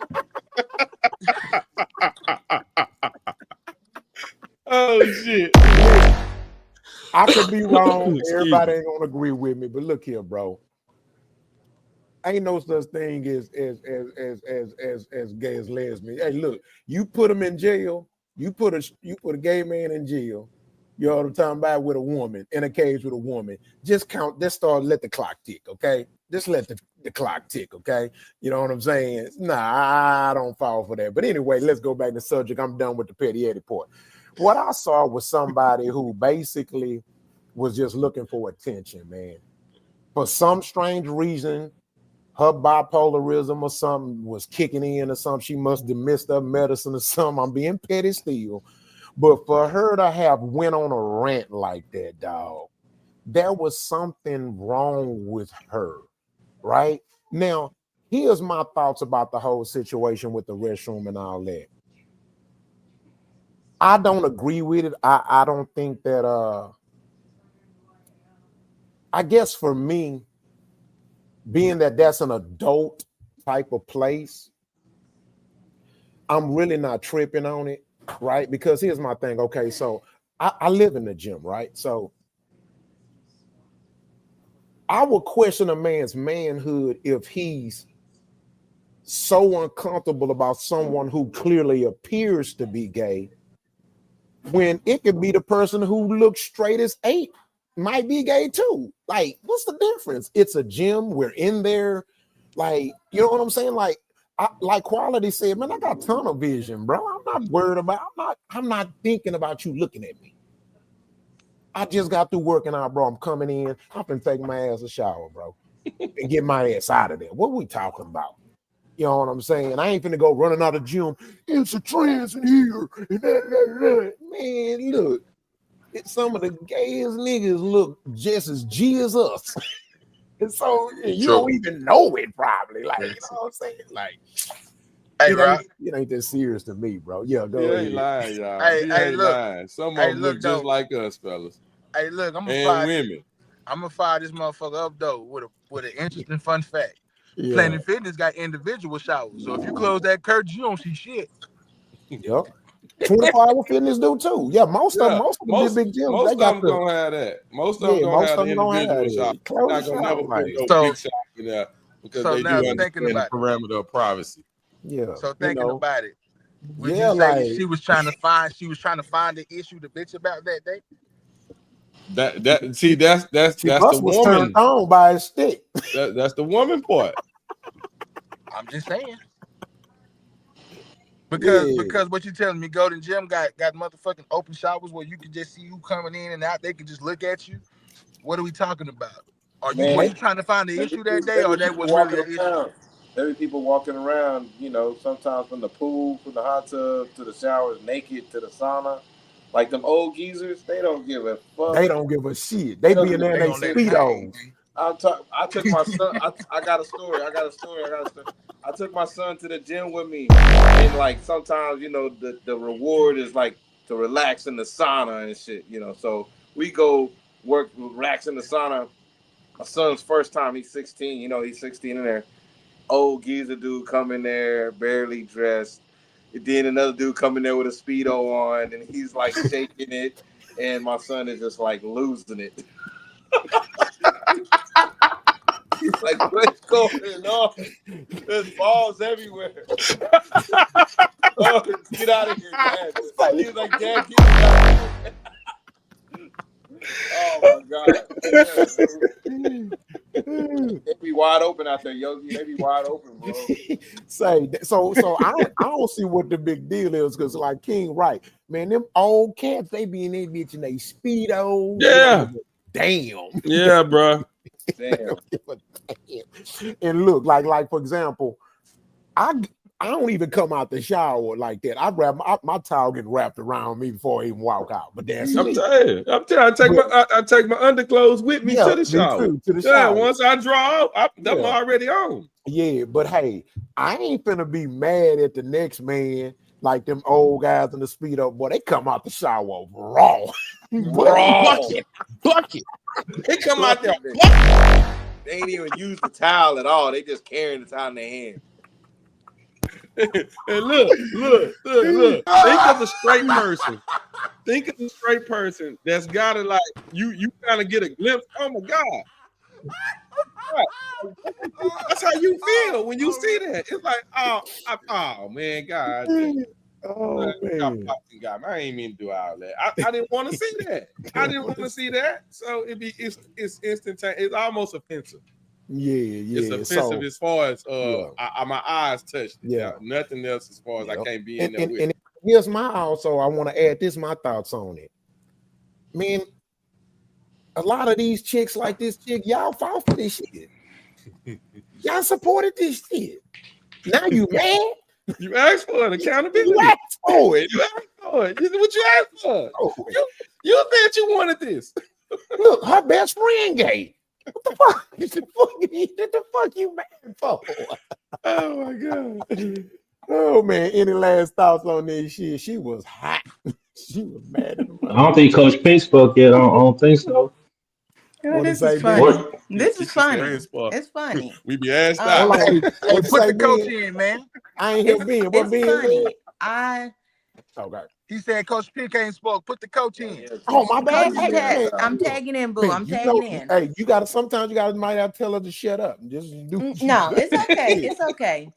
I tell y'all to shut up. Not you, Coach Pink and Dollar. But shut up right now. Let Coach Pink work. Thank you, sweetheart. Thank you. I think that it's the way she could address it. You know, it's not what you say, it's how you say it. And it was a way that she could have said it in a different way instead of being so aggressive with it. I do understand that, yes, it would have been throwing me off if I was in that predicament, walking into the bathroom. I mean, in the locker room and seeing what she said, very large. She was really stating how large it was. So I don't understand why would that have been a factor of how large it was. But I digress from that. But I do feel that don't be laughing at me. I do feel that in that instance, that since we are in 2025, that should already be in this world, especially if she's already a lesbian. That should be already in the forefront that situations like that is going to occur. It's like a catch-22, the way the situation is, because if you go against it, it's like you being discriminated, but then you are a lesbian, so how can you talk? So it's really difficult to really pinpoint how to handle it besides either look the other way or I like is it Lady D? Is it Lady D? Yeah, Lady Di. She's Okay. fine. Okay, love. Have a family restroom where you know, see it's occupied or vacant, and then you go in and you do what you need to do. So no one would feel awkward or whatever, because that right there was ridiculous.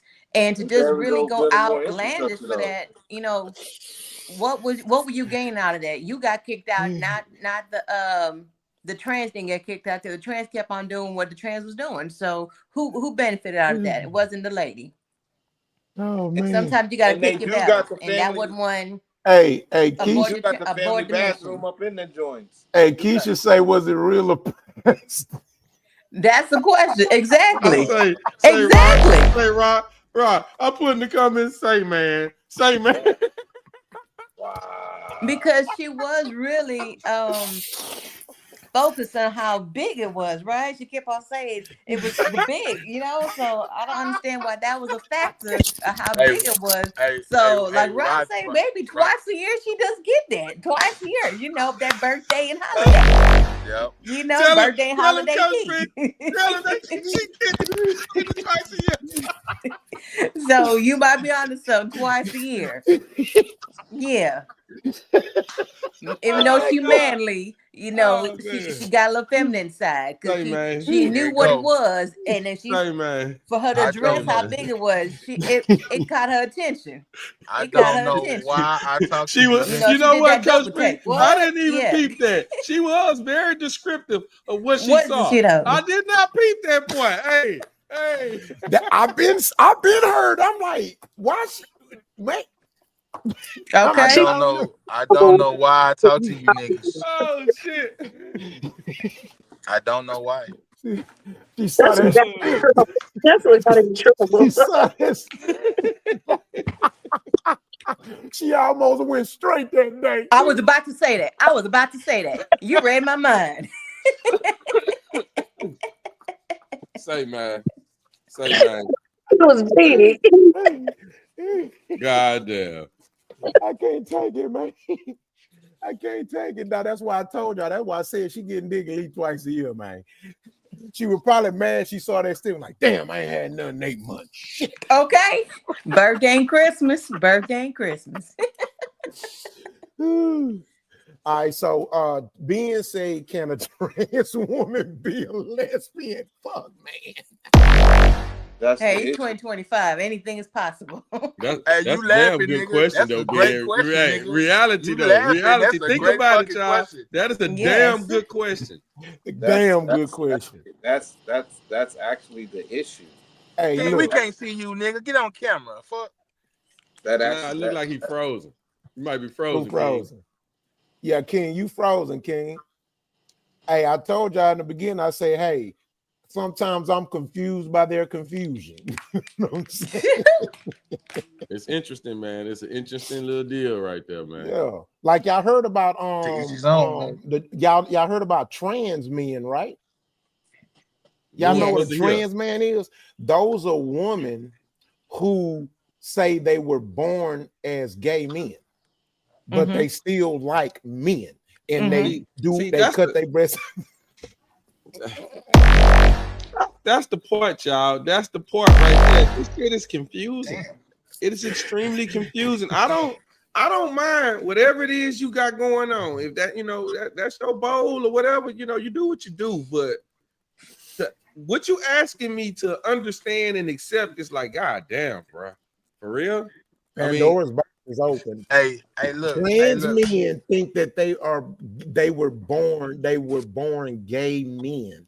But they're women, they like girls. I mean, they like men though, but they think that they were born as a gay man. Hey, nigga, you talking a bunch of tongue twisters right now, nigga. This is a test that I would not pass. Now I've always passed my test, but this is something I would not pass. Shit, nigga, my head hurt. Hey, look, all I know is, nigga, I'm a man that like women. That's it. That's all. I don't give a fuck what nobody else do. Hey man, to each his own. Do your thing. I'm cool. Look, what I say? Right here. I'm a male Right here. lesbian. I'm a trans Right here. lesbian. I'm right there with you. Right there, Coach Pink. Right there. That's I'm a it. trans lesbian. I like girls that like girls. Oh shit.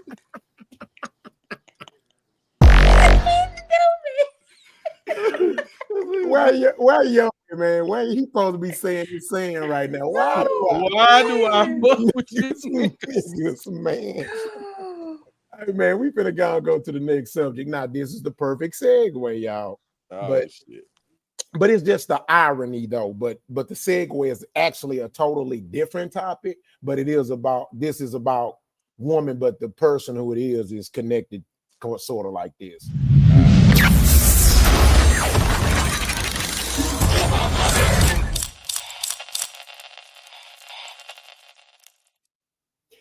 So Wanda Sykes says she hires unqualified women and black women over qualified men. With you, if when it comes to a position and I look on the paper and they right there, or she might be right here and he's up there, I'm hiring the woman. And that's just how I operate. And I'm be honest with you, if she's a black woman, you got the job. Girl, you got the job. I'm gonna be up front with you. If when it comes to a position.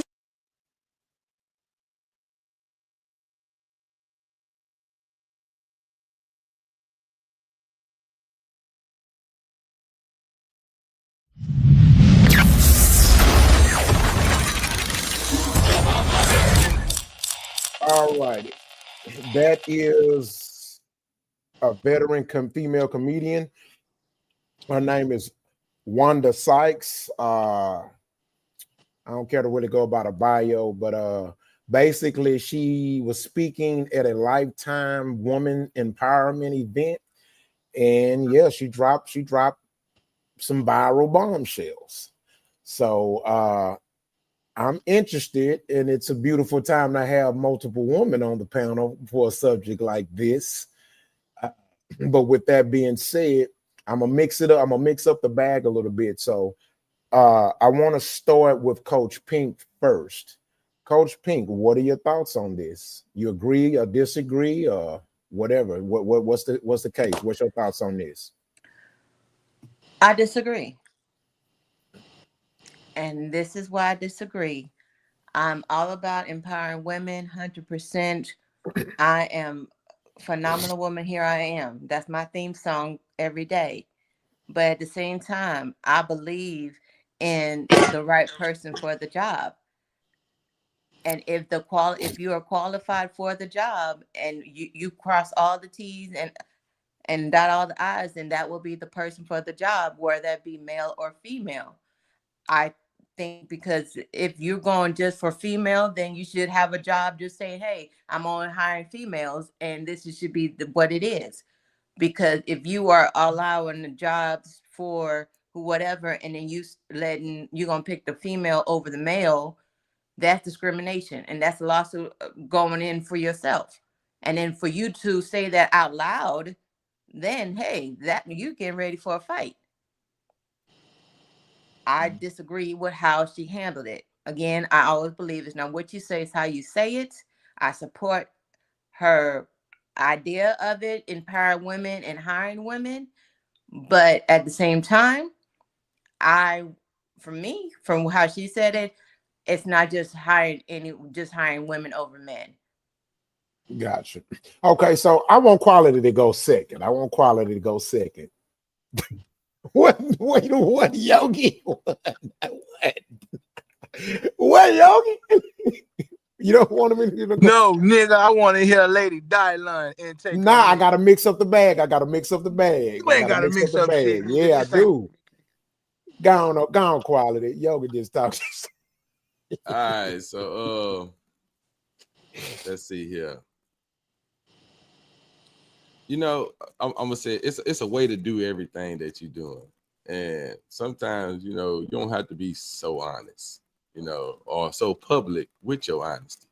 You know what I mean? If you're gonna do it, just do it. But why you got to tell everybody that you're doing it? So that was the strange part right there, in my opinion, from her.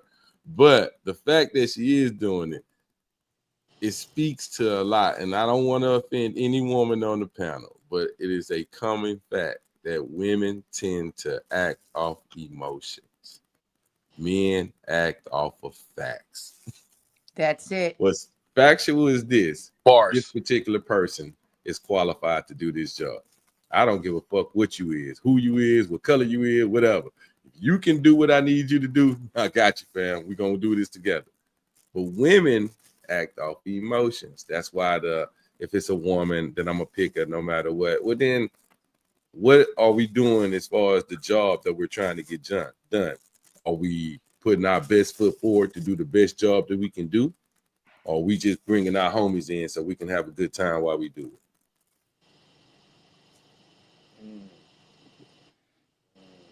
That's why you quality. All right, so we're gonna go to Thank you, Ben, Coach Pink. and then after Ben, Lady D, you gonna go. So be prepared to go after Mr. T. Ben. Ben, what's your thoughts on this? Yeah, man, I'll be short, man. I agree with what Quality's saying. And hey, that's that one person, and I remember, when Barack was running for president, people voted for him just because he was black. So I think we all have kind of biases. It's just how you move and how people accept how you move. So to a degree, we all certain things where if if you have a company, you can hire some people, and you want to hire some black employees. You might want to give black people a job over somebody else. Just being real, that's kind of how things work. So I don't really fault what she's saying in that sense. I get what her point she's making. She's looking out for black women. But if she stop putting somebody in a position and they don't perform the proper way, she can't do them but blame herself. So that's really what it boils down to. Yeah, And that go fair all across the board. We got a lot of us have our transgressions against Barack Obama, even though a lot of us voted for him because he was black. So we made that bed, we got to lay in it. So same across the board. But then here go the kicker to it, Ben. Just a quick point, Roc. Yeah. Will she hold the accountability? See, the factual part is a man will recognize that, hey, I shouldn't have did that. That woman will then find other excuses to say that's why it didn't work. And there's the little line right there. And not all women, let's be frank, not all women. The immature ones. There you are. And the immature, it's some immature men that will do it from the other side too. So let's be frank. We don't want to be saying that we putting anybody in any category. Correct. All right, Miss Lady D, I'm anxious to hear your perspective. We definitely got a good perspective from Coach Pink, and Ben and Quality. What's your perspective on it, Lady D? And I'm twofold. I agree with everything that they're saying. Definitely, it's a slippery slope for me because I'm currently hiring for a role, and so what I'm looking for is someone that's going to make my job easier, not harder. So I'm definitely looking for a qualified candidate. But if I step away from myself and I step into the role of, I have actually in a position of elevation, and as he said, if I'm looking for Black women, whatever it is. If I'm in that position, why not leverage it? Why not let it fit my agenda? Here's why I say that. Everybody else does it. Everybody else does it. Every other race does it. Everybody else looks out for their own. I disagree with her telling people that she's doing it because it ain't nobody's business. But we see it all the time. White men take care of white men every day. White women take care of whites all day long, every day. I hate that when we do it, we have to verbalize it because it ain't nobody's business. They'll see it. They'll see it. But I mean, it's the reason why they are so afraid of DEI and everything else, because they claim that, hey, we got hired because we were Black and we weren't unqualified. But in the reality, the vast majority of America got hired and don't know what they're doing. Be frank, they're going to train you for the job anyways. I don't care if you went and got your master's degree. They're going to train you for whatever position they're going to put you in. So, hey, if you're at the top of the food chain and you want to decide who you want to hire based off of your beliefs, I would say do it, but don't go around telling people why you did it. Because as Coach Pink said, you're setting yourself up for a discrimination lawsuit. But no, the other side doesn't get discrimination lawsuits. Nobody's complaining when they hire that underqualified white man over overqualified black woman. Nobody speaks about that, you know. We see it, it's happening, but what can we do about it?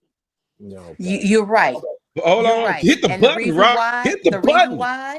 When Oh you said shit, that she is cooked because right there, the man. black I'm people sorry, Coach Pink. put their foot in their mouth, because the white people, they don't talk about it. That's the problem with the black people. We always want to be heard the wrong way instead of just doing business.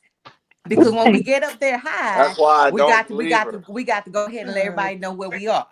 That's But if why I we don't just did believe her. we just did it quietly, then everything would be okay. And I'd no one rather would people have something to say about it. right. What Just y'all speculate. cooking right now? I'm not gonna tell you that's what I did. You can think it, Exactly.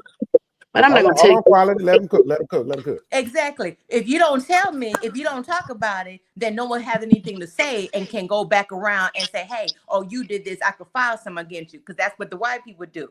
But you speaking out loud in front of everybody, everybody's gonna have something to say. So then when you get sued or this person says this about you, then look what happens. Well, we just don't have the complexion for the protection, honestly.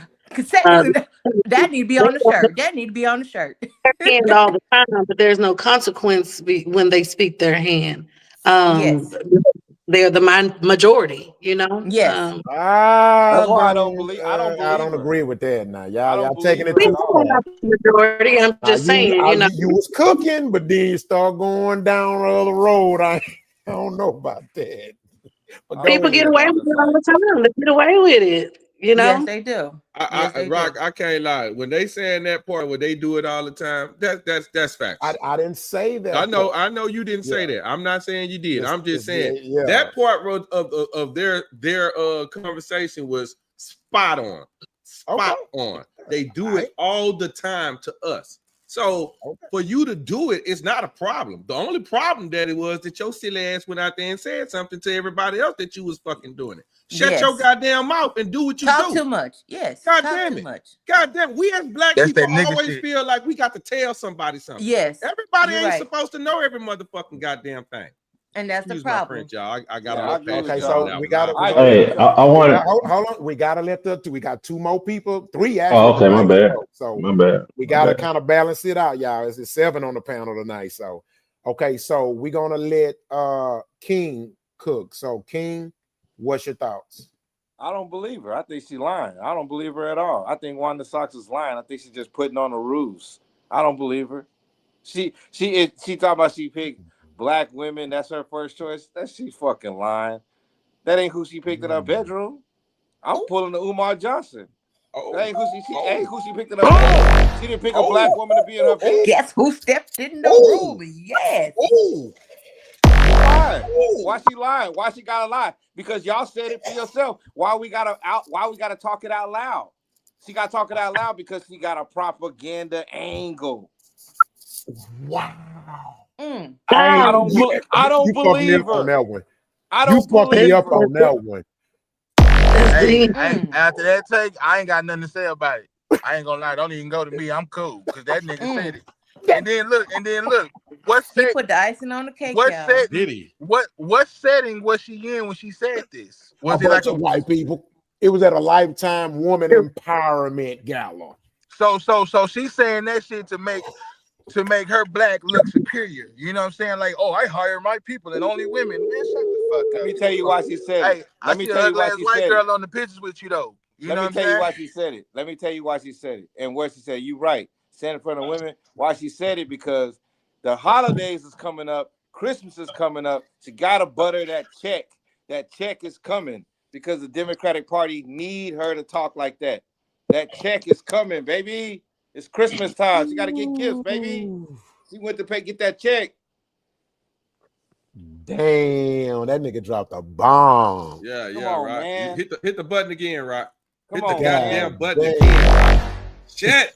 Push the I don't know. goddamn button, Got Roc. one on that one. She I don't think getting her that narrative dick. works. Her narrative doesn't work for the Democratic Party. It works more so for the Republican Party to prove the DEI exists, which is their whole platform right now. I don't think it was for the Democratic Party. It worked for the Democratic Party in the sense that she's saying, I'm gonna go ahead and do DEI. Fuck you, Trump. I can see that. I can see that. And she It don't won't. practice it in her household, but she gonna It tell doesn't us work. she gonna pick it on the job. She gonna pick the black woman. She gonna do it anyways. She's saying it. She's saying DEI. She gonna keep the DEI. Fuck you, Trump. I'm doing DEI anyways. I got you. I got you. It definitely falls in line with the propaganda that's going on right now. She's showing an example too. Who get the DEI? Who get the special privileges? The white woman. That's who in her household. Yeah, because she's definitely He tricking big on him. that one. You see that, He Lady tricking D? on her He bitch. big on that girl in that house. Hey, nigga, we can't unsee the pictures, nigga. Hey, and you can date can't and marry who you want. You can love who you want. You can love who you want. But Umar Johnson exposed the window and said you can see the proof is in the footage. Hey, you didn't. Your number one pick wasn't a black woman. Your number one But pick he wasn't a got a black baby woman. from some black woman. Okay, you trust what he say? Huh? You say what? He just had a baby from a non-black woman. Can I really trust what he say? Nah, he done proved himself He proved himself on untrustworthy. that, though. Yeah, He he done done proved himself untrustworthy. So Yeah. yeah, on that, nah, you're right. Nah, I can't trust him no more because I can trust that I can't trust your ass. You know what I'm saying? Yeah. I trust So, that you full of shit, bruh. yeah, now it doesn't take away from It don't take away. his level of his tier. He's still that guy. Like, I mean, I learned a lot from him. You know what I'm saying? But again, sometimes even heroes fall, even heroes fail us sometimes. But you're absolutely right. Now I can't trust him now because I still ain't seen that goddamn school. But man, fuck that nigga. yeah. But all of y'all, I agree with this y'all. my Right, we do talk too much. We do need to keep Yeah. what we're doing. If we're gonna do some Gotcha. nepotism, do some nepotism. I definitely am. I hope. Yeah. I So hope I here- make it as far as I can doing King, you talking too much now.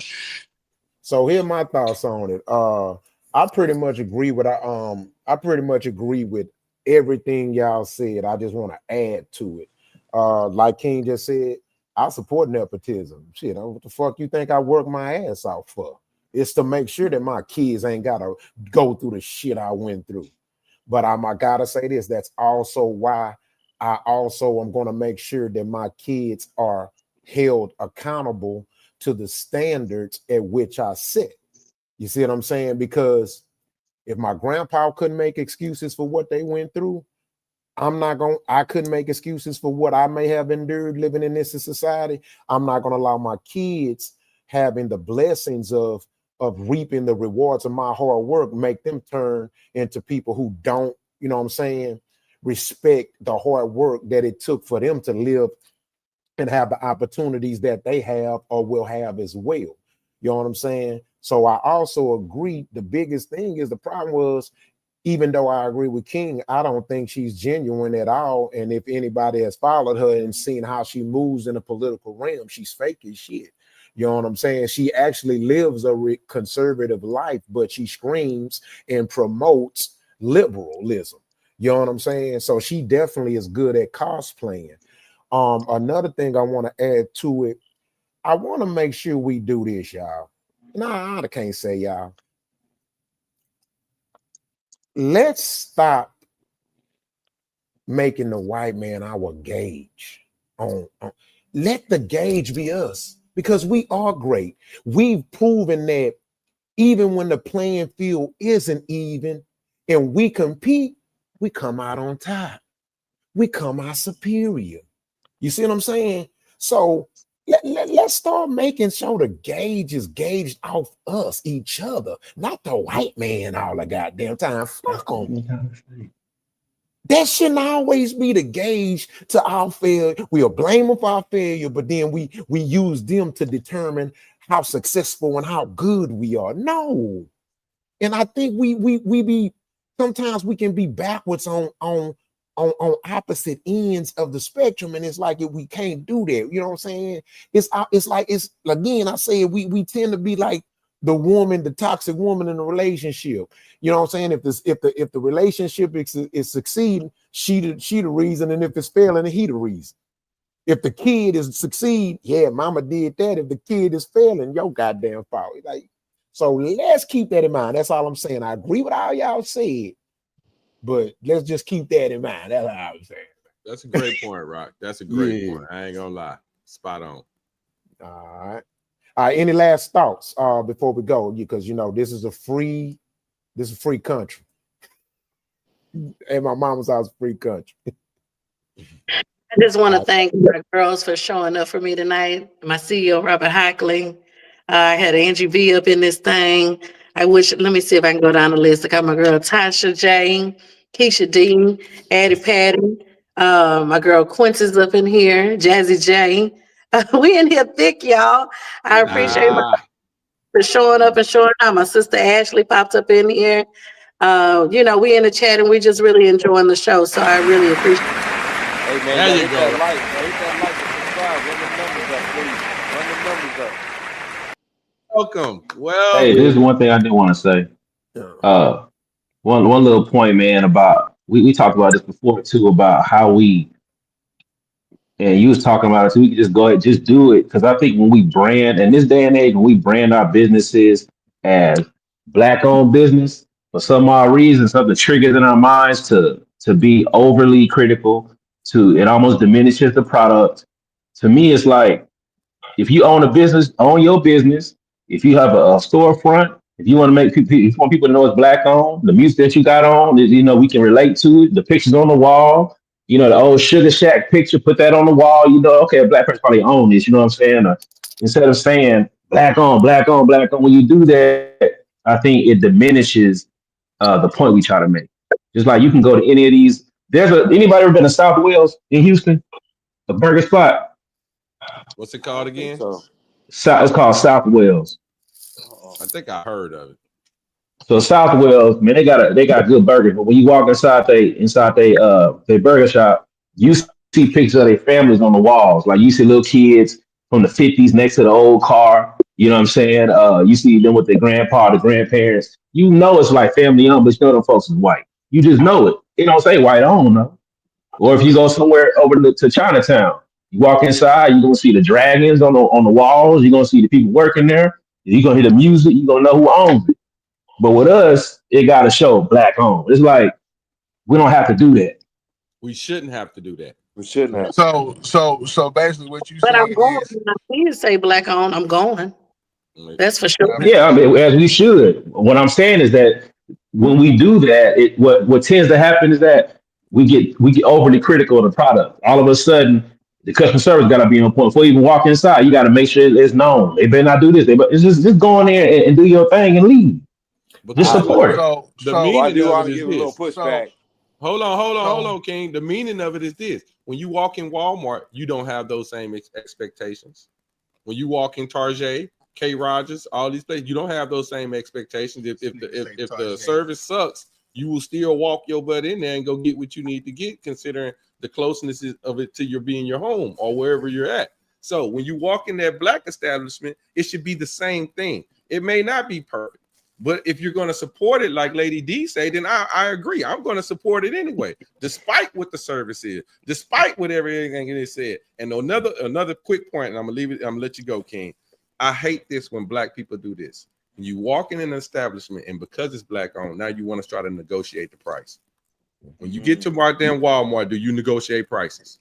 Now, Quality, I want to add this in here because I heard you talk about my goddamn Target. Wait, hold on. Well, no, yeah, you too. Yeah, I'm to be talking about you too, yo. Because you Walmart bougie nigga. I was gonna say. So hold on, King, before you say it. I go to Target because I have standards, and Walmart don't satisfy my standards. Go ahead, King. Hey, you niggas are killing me. You niggas are killing me with this Target. What the fuck? Yeah. Yeah, nigga, I go to Target. It's not Target. Only niggas say Target. It's Target. Nigga, the building says Target. The fuck? I go to Target. Yeah, I definitely go to Target. Go ahead, King. I mean, man, I lost what I was gonna say. Y'all got me joking. Y'all lost me. I lost my train of thought on this. Take your time. Take your Dang. time. Take your time. It'll come back. Okay. All right. Come on, then. Shit. You sure? We'll give you some time. Shit, the crowd here. Oh, let me say this while I do this. First of all, right now we have over 200 people watching the show. Yeah. Rock. What's up? Where my button at? You know what I'm talking about? You feel me? Rock, where my button at? Yeah. So you need that button, Rock. Yeah, we making strides. Hey, look, to the viewers that's on there, are y'all keeping calm and fucking with a fat boy? Huh? Yeah, so we putting in work and it's paying out. We got over 200 people in there. So I want to thank all the people that are supporting each and every last one of us that are tuning in and coming on the show. Because we definitely pushing and just reaching out. So I want to thank all my people that are watching, and also my child mama texted me and said, "Stop all that damn loud ass talking at the hospital." So I'm gonna bring it down a notch, my friend. Bring it the fuck down. Bring it down. Bring it down. Hey, make sure y'all like and subscribe out there. My child mama tell me, say, "Boy, you at that damn hospital. Stop all that damn not here," because she watching. So. I got you. That's cool. But I appreciate that. Hey, I'm not above reproach, so I am at the hospital, y'all. But I'm in the break room. Ain't nobody in here. It's a soundproof, but I've been doing music all my life and screaming on stage, so I can be loud unknowingly. So forgive me. Yeah. King. Now I gave you time to get your thoughts back. You good? You ready? I can't. I don't even. It was in the midst of the conversation we were having. Yeah. Okay. Clothes are gone. Let's go ahead and roll with it. Go all to the right. next. Les, what's up? Mute your mic, y'all.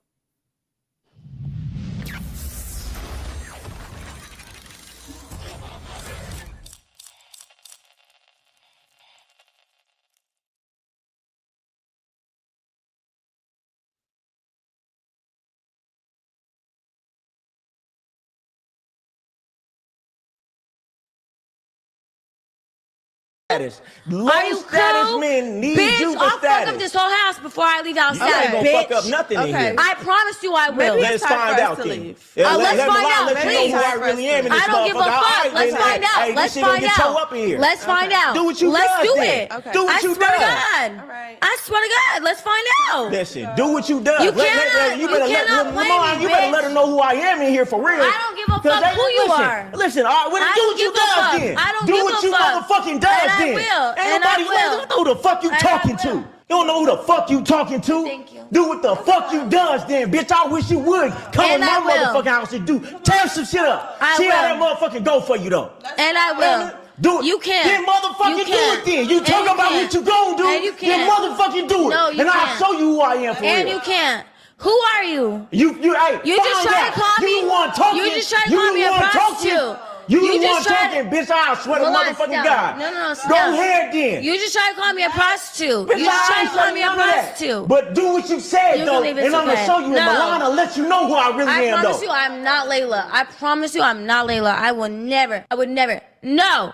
You can't call me a prostitute. I in front never of all said these you lips. was a prostitute. You I don't give tripping a fuck because you what drunk call. right now. I never I'm not told drunk. you that. I'm I not tried drunk. to give you your props, but I'm now not you're drunk. talking crazy. You never gave me my props, bitch. Oh, You my never good, I gave me my did. props. And you keep calling me out my name, and I'm letting I it don't fly. give a fuck Just who get your you friend are. up out of here, Milan.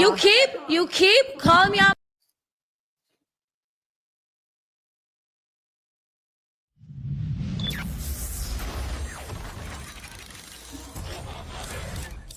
All righty. So before we get started, I want to go ring the siren. Pimp down, pimp down, pimp down. If it had not been for the Lord, I wouldn't have not had another bitch come into my life. Not a Sad shit there. If it had not been for the Lord, I wouldn't have not had another bitch come into my life. Not a nail nutter. Not a Not a nail damn nutter. nutter. So for those that don't know, this is a former P, quote unquote, named Goldie, Pimp Game Goldie, or Good Game Goldie. He over the years, I guess he's transitioned into a podcaster. I've actually reviewed him on the show once or twice. When I say I'm not the biggest fan, I'm not talking about him as a person. He may be a good dude. I don't know him personally. I'm talking about from a podcast standpoint. You know, I've seen some kinks in his armor.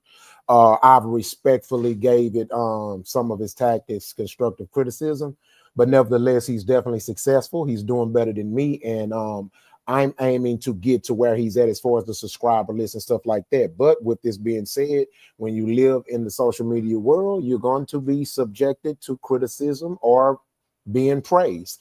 If we could take the praise, then we should be able to take the criticism. That's something that a lot of people seem to not be able to balance.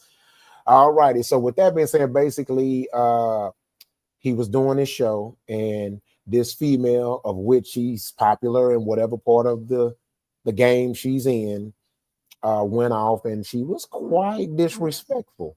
Again, I watched more of the show, but I can't put 30 minutes of it in here. But she basically was, she was getting out of line or whatever case. But y'all saw the case. I want y'all to tell me, what are your thoughts on it? So what I did discover in the show was that I didn't know that he was doing the podcast in his house.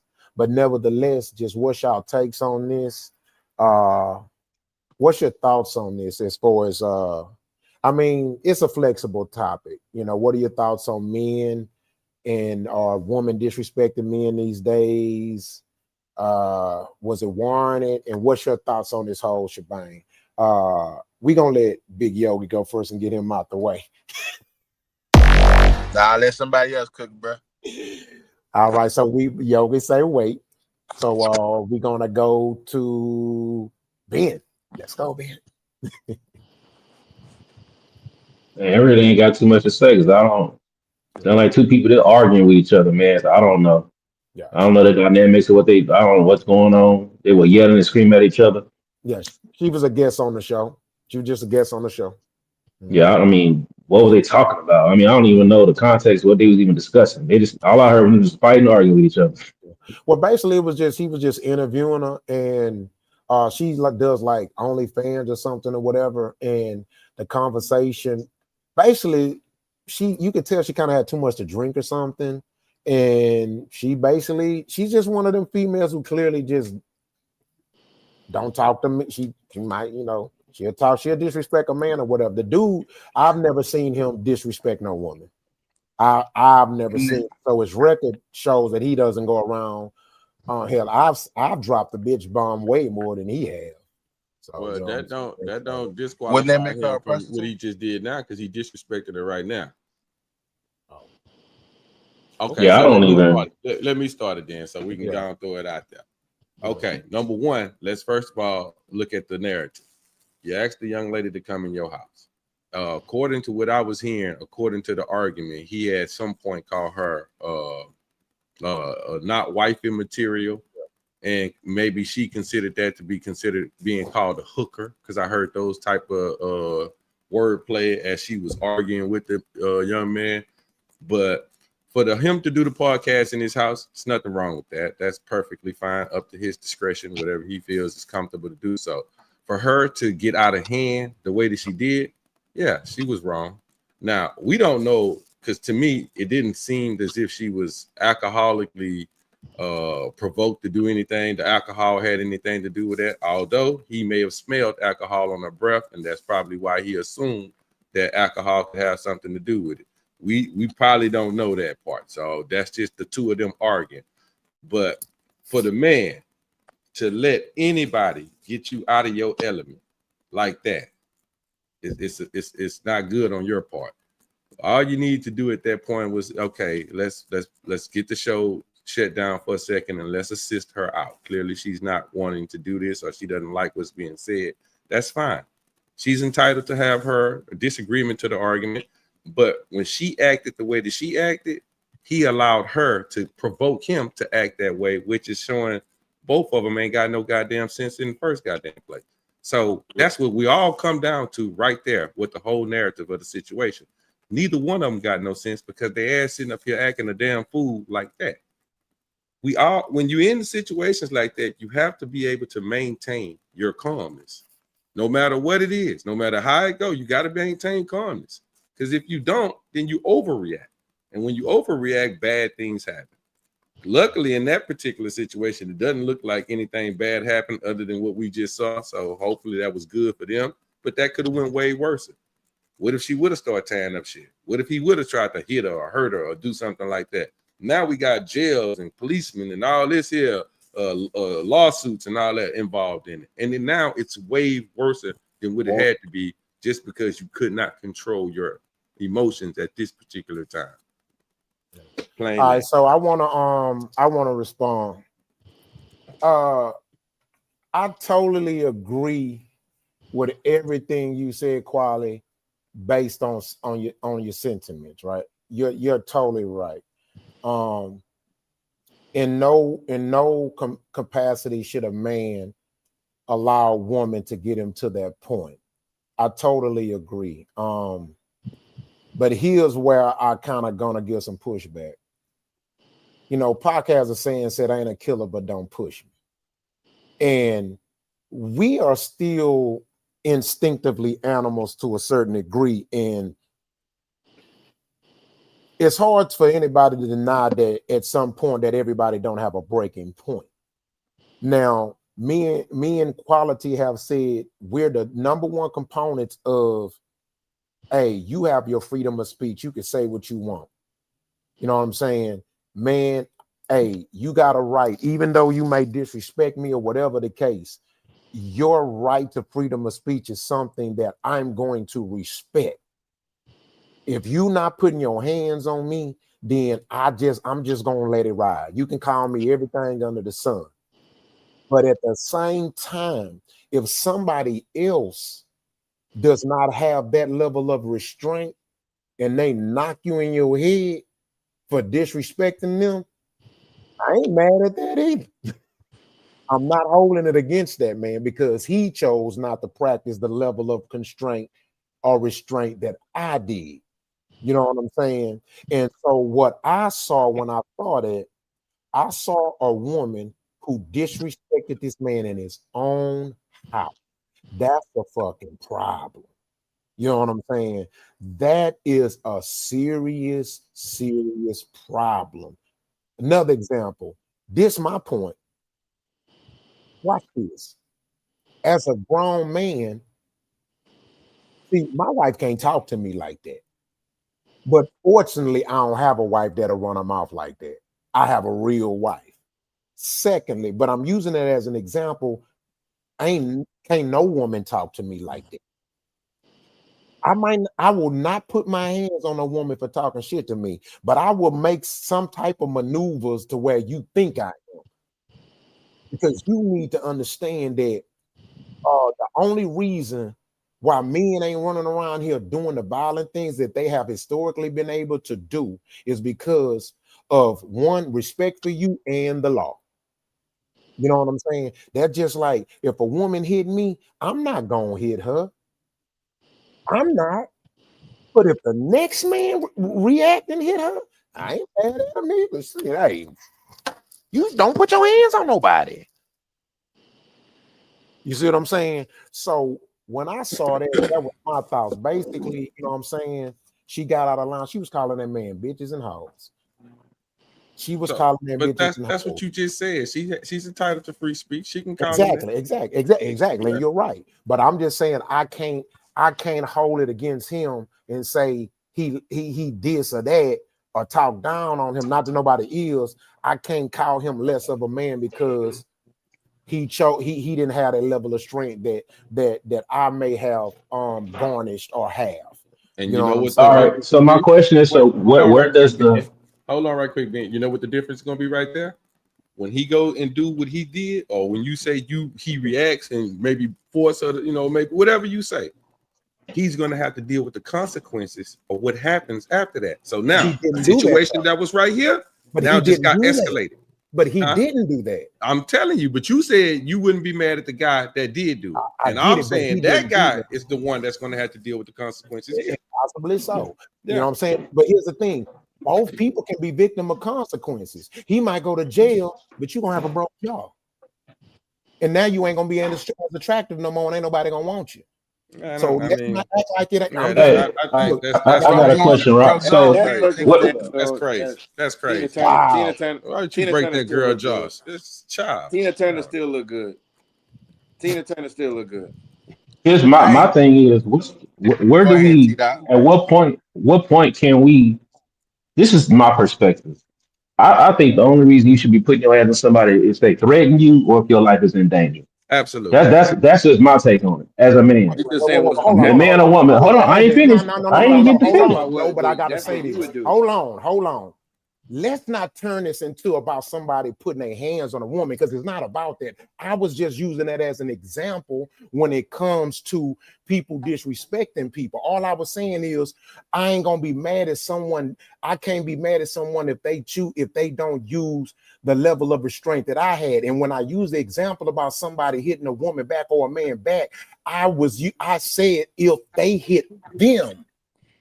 But that's not put that narrative in it, because if you put that in it, then absolutely we're going to respond. No, I don't. You supposed to just be able to understand the logic and the example of what I'm saying. Supposed to ain't what I'm supposed to. Okay, well, if you don't, then that ain't my fault. Well, let's make it clear. Make it clear. You got to make it clear now. If you asking us to speak on it, you got to make it clear. It's not my job for you if you don't embrace.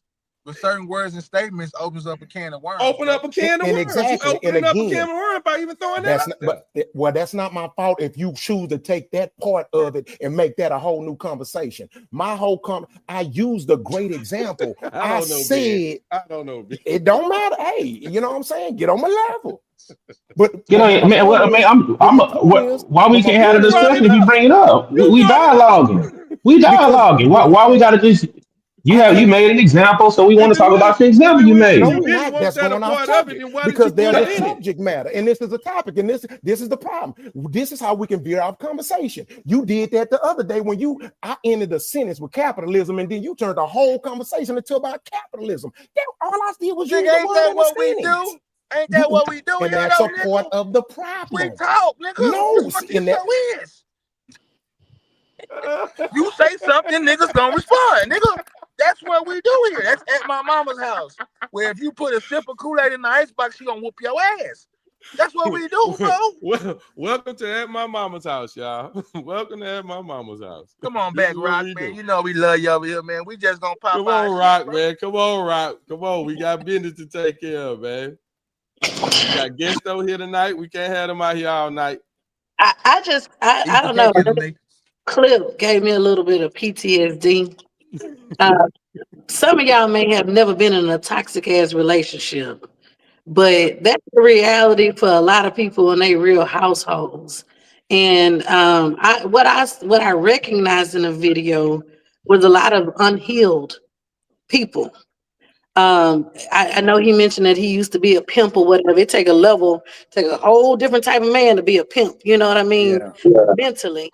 But for the young lady, you know, when she got triggered, it set her off, and then he fed off of it, and it's just a feeding into the negativity, and it just turned into a ball of toxicness, which should not have happened in a professional arena. But when you have two unhealed people like that, it just brooded, you know. It's unfortunate, but what I always tell people is when you disrespect somebody, you can't count how they react. You can't tell me how to react once I feel like you have disrespected me on whatever level I feel like you disrespected me at. Now, for a healed person, as he was stating, they're able to step back and say, let me not respond with my emotions. Let me respond differently.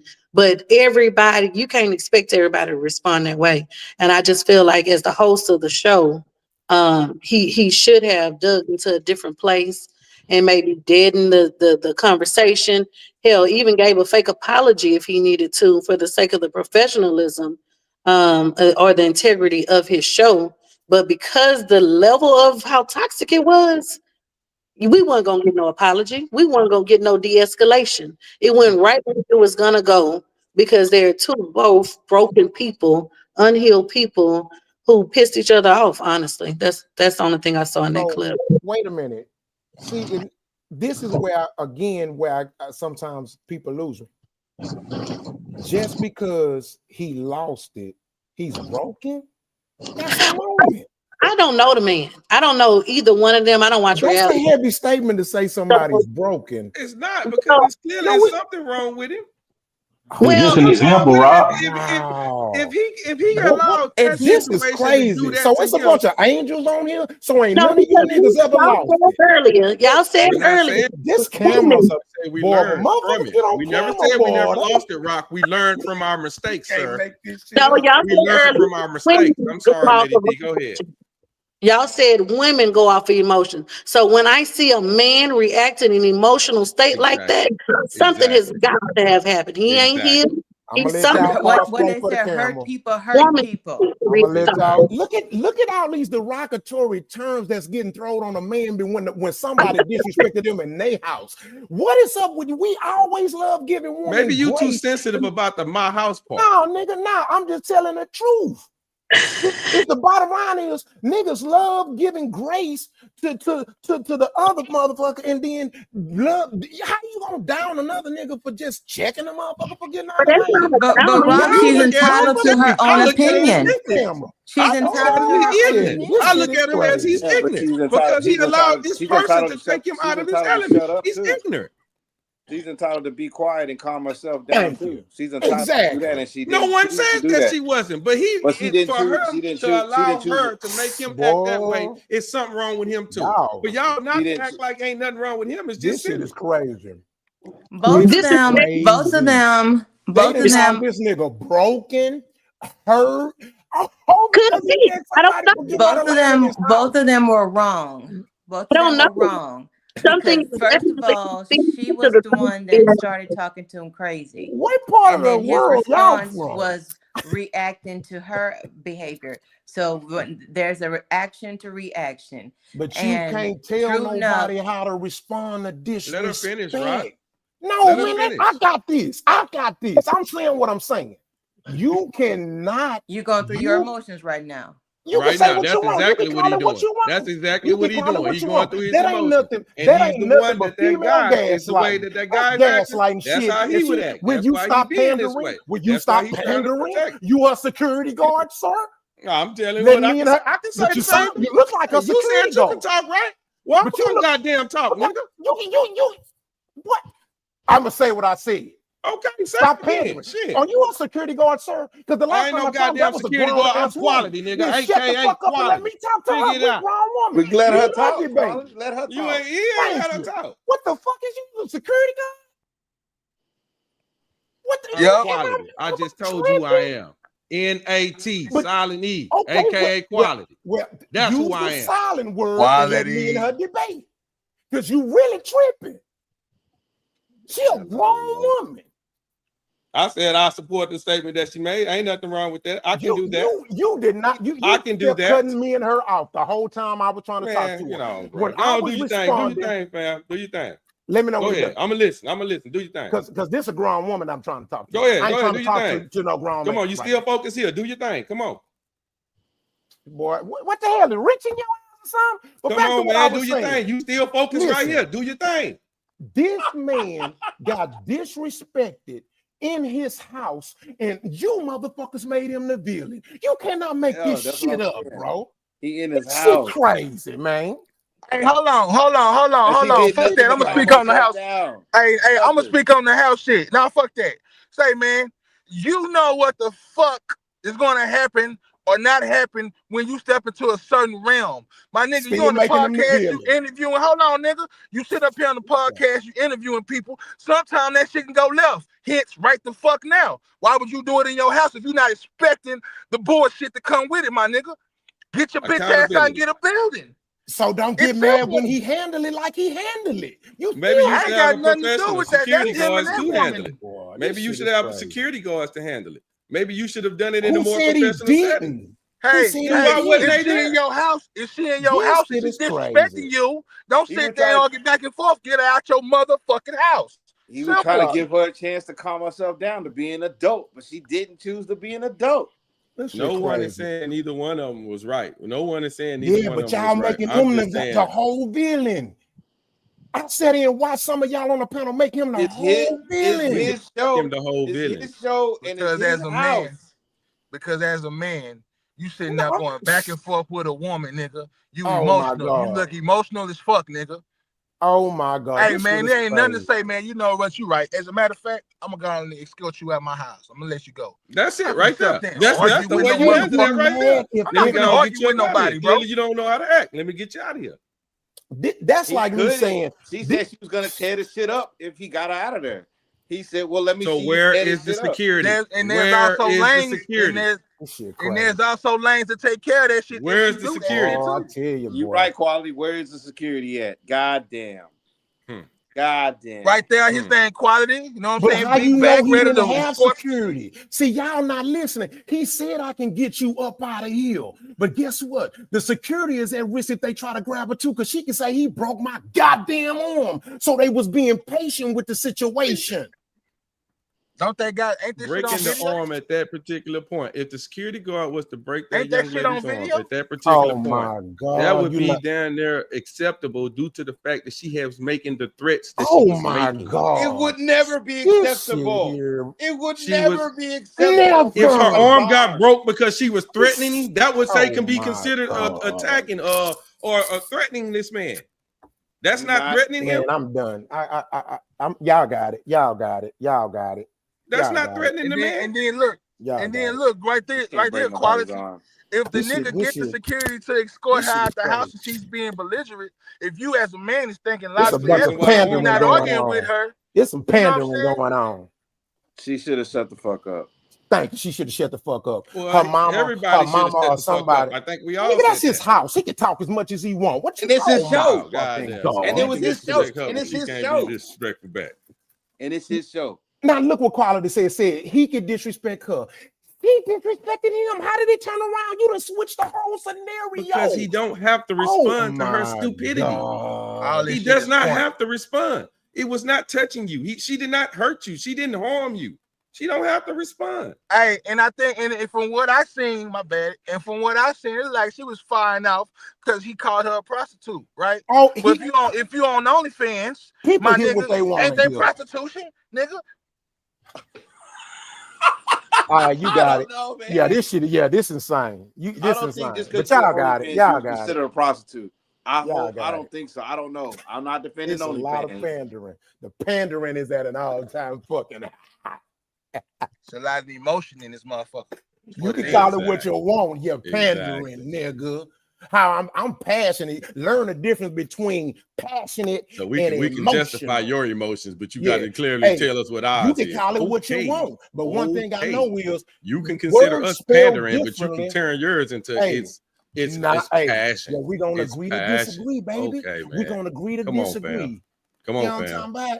Come on, That's fam. all I'm saying. Come on, fam. Yeah. Oh, this shit is crazy. So now we gotta go through a whole healing section for people to act right. Let me fucking heal with you first so we can act right when we get to that point. You can't heal on your own before I meet your ass. Get your ass healed up. Damn, toxic, hurt ass people. Get yourself healed. Take your time. Quit dating from person to person. Take time. Love your fucking self. Shit, buy some good lotion or something. I'm trying to tell you. Yeah,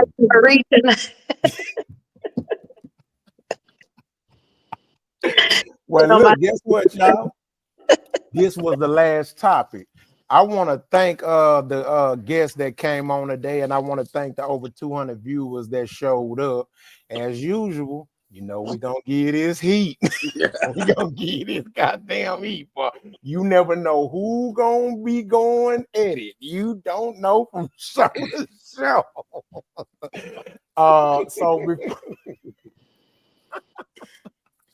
So wait a minute, y'all. Before we do our thing, I want to ask. So Miss Lady, how did you? What's your take? How did you take just being here on your first show here? Is we crazy? Y'all are consistently used. How about that? No, I really enjoyed it. I thank y'all. The perspectives that were thrown out was nice. It's always good to dialogue with like-minded people as well as conflicting-minded folks. And I'm really appreciative that you had me here tonight. So thank y'all. Yes, and we definitely are honored. We value your presence. I can't say that enough, even though this is my first time meeting you. You have contributed to the show. You just being here today has helped the show. You know what I'm saying? Hey, hey, a beautiful black woman on the show always gonna help the show. So you know what I'm talking about. You know what I'm talking about. You know what I'm talking about. You feel me?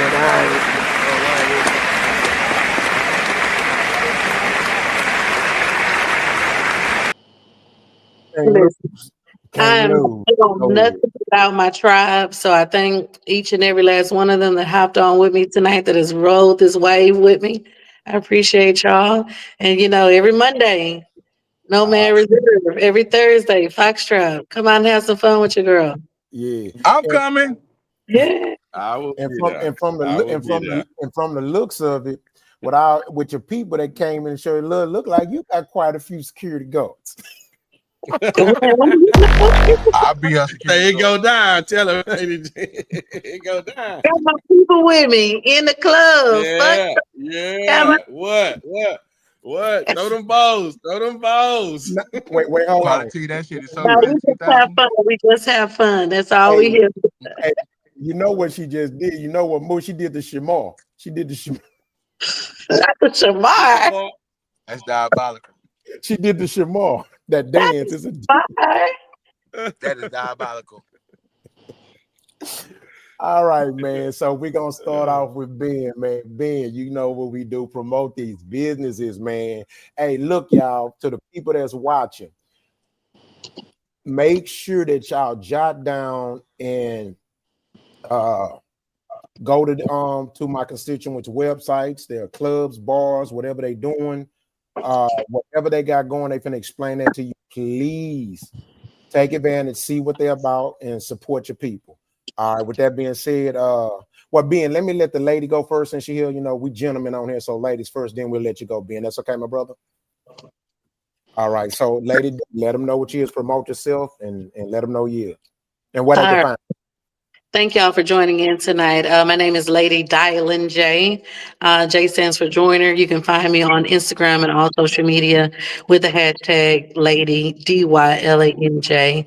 By day, I am an educator. So if your students need or your children need any tutorial service, go ahead and hit me up, or my girl Angie B will level up enrichment. By night, I am an event planner. So whatever you need, I do host my karaoke nights. We have game nights. We turn up from everywhere from the southwest side, baby, to the south side. So on Monday nights, you can hit me up at No Man Reserve. And if not on a Thursday night, you can hit me up at Box Trap. And I got some more stuff cooking in the wind. So hopefully I'll be in Midtown on a Sunday fun day. So you'll see me. So stay tuned. Gotcha. All right, T-Dot Ben, let them know who you be. Yeah, I'm T Ben, your neighborhood brother. You can catch me at tbenenterprises.com or at tben enterprises on Instagram and Facebook. And I'm in the businesses of helping businesses grow. That's what I do. You feel me? All right, with that being said, we're gonna slide down a big yogi. Man, he got the coldest YouTube slogan in the YouTube game. Talk to him, yogi. Say, man, if y'all can't tell by now how dedicated I am to this shit, my camera went off by 18 million times tonight because I'm trying to work and fuck with y'all. That's dedication at its finest, man. Fuck with a fat boy. But hey, man, Big Yogi here, man. You know what I'm saying? We got some things cooking, man. Broski, you know what I'm talking about? Stay tuned like a motion picture, man, because we coming at you in 4K, baby. You know what I'm talking about? Hey, man, remember, keep calm. Fuck with a fat boy. You know what I'm talking about? All right, so we gonna go to my brother Hugh Wood. Make sure y'all go check out his show. I know I think he said he got another season coming up, so let him know, baby. Yeah, man. Make sure y'all go check that out up on Tubi, YouTube, and Fossum. Hugh Wood is out there. This was a great show tonight. Really appreciate it. Nice to meet you, Lady D. Hope you come back and be on the show again. Everybody, this was a great show. But like I said, Hugh Wood is out, and yes, there's chapter 2 is coming soon.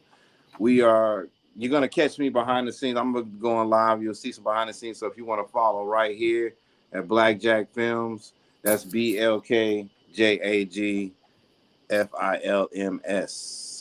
Yes. Check us out, Hugh Wood, baby. You feel me? Hey, can I say one thing though? Yes, sir. Lady Dotline, look here, man. Give me an application and me. I'm gonna put out to be your security guard. All right? Hey, it's like that. I got you, baby. All right, man. As y'all know, and those that don't know, my boy Quality, he is the guy that ends the show. Can't nobody end the show like him in YouTube land. Before he speaks, Angela Bailey, I want to say what's up. She says, yes, Level Up Enrichment is here to assist with all your children's educational needs. You know what I'm talking about? So, hey, we in the business of promoting, you know what I mean? That's what is most important about this show. You know what I'm saying? It's not just about at Mama's house growing. It's about everything that everybody has going individually in their life growing. You know what I mean? Hugh Wood, T-Dot being Enterprises. As Yoga said, he got him in Quality, got some stuff cooking up. L. Dillon got cooking up. You know what I'm talking about? So let's keep it going. But with that being said, we're going to let Quality rock us out. It's Dotline. Say her name right, nigga. Oh, Miss Dylon. Miss Dylon. Oh, hold on. Dylon. Miss Dylon. There you go, right? Fire. I spit hot fire. Hot fire. She spit that hot shit. Okay, my Mac Daddy voice. Miss Dylon. Go ahead, Quality. Okay, world. Absolutely. We had an amazing time with y'all tonight. I'd like to thank all of the comments, guys. You guys were so amazing in the comment. I can't thank y'all enough. Without us or without you, there is no us. Let's remember that. So we appreciate every last one of y'all. Special shout out to Miss Dylon, Lady Dylon. Coach Pink, we missed you. We heard you had to leave, but we understand. Yeah. Special shout out to Coach Pink. With that being said, oh, yes. Lil Bro did put it out there a little prematurely, y'all. But yes, we do have another sports podcast coming, Roc. So we'd like to thank you for pushing us to that particular area. So we have another sports one coming out. It will be H-Town Bayou City. H-Town Bayou City. So with that being said, everybody, I am N-A-T Silent E, aka Quality. Coach Pink came back. Thanks, Coach Pink, for coming. All right. And we out. We out.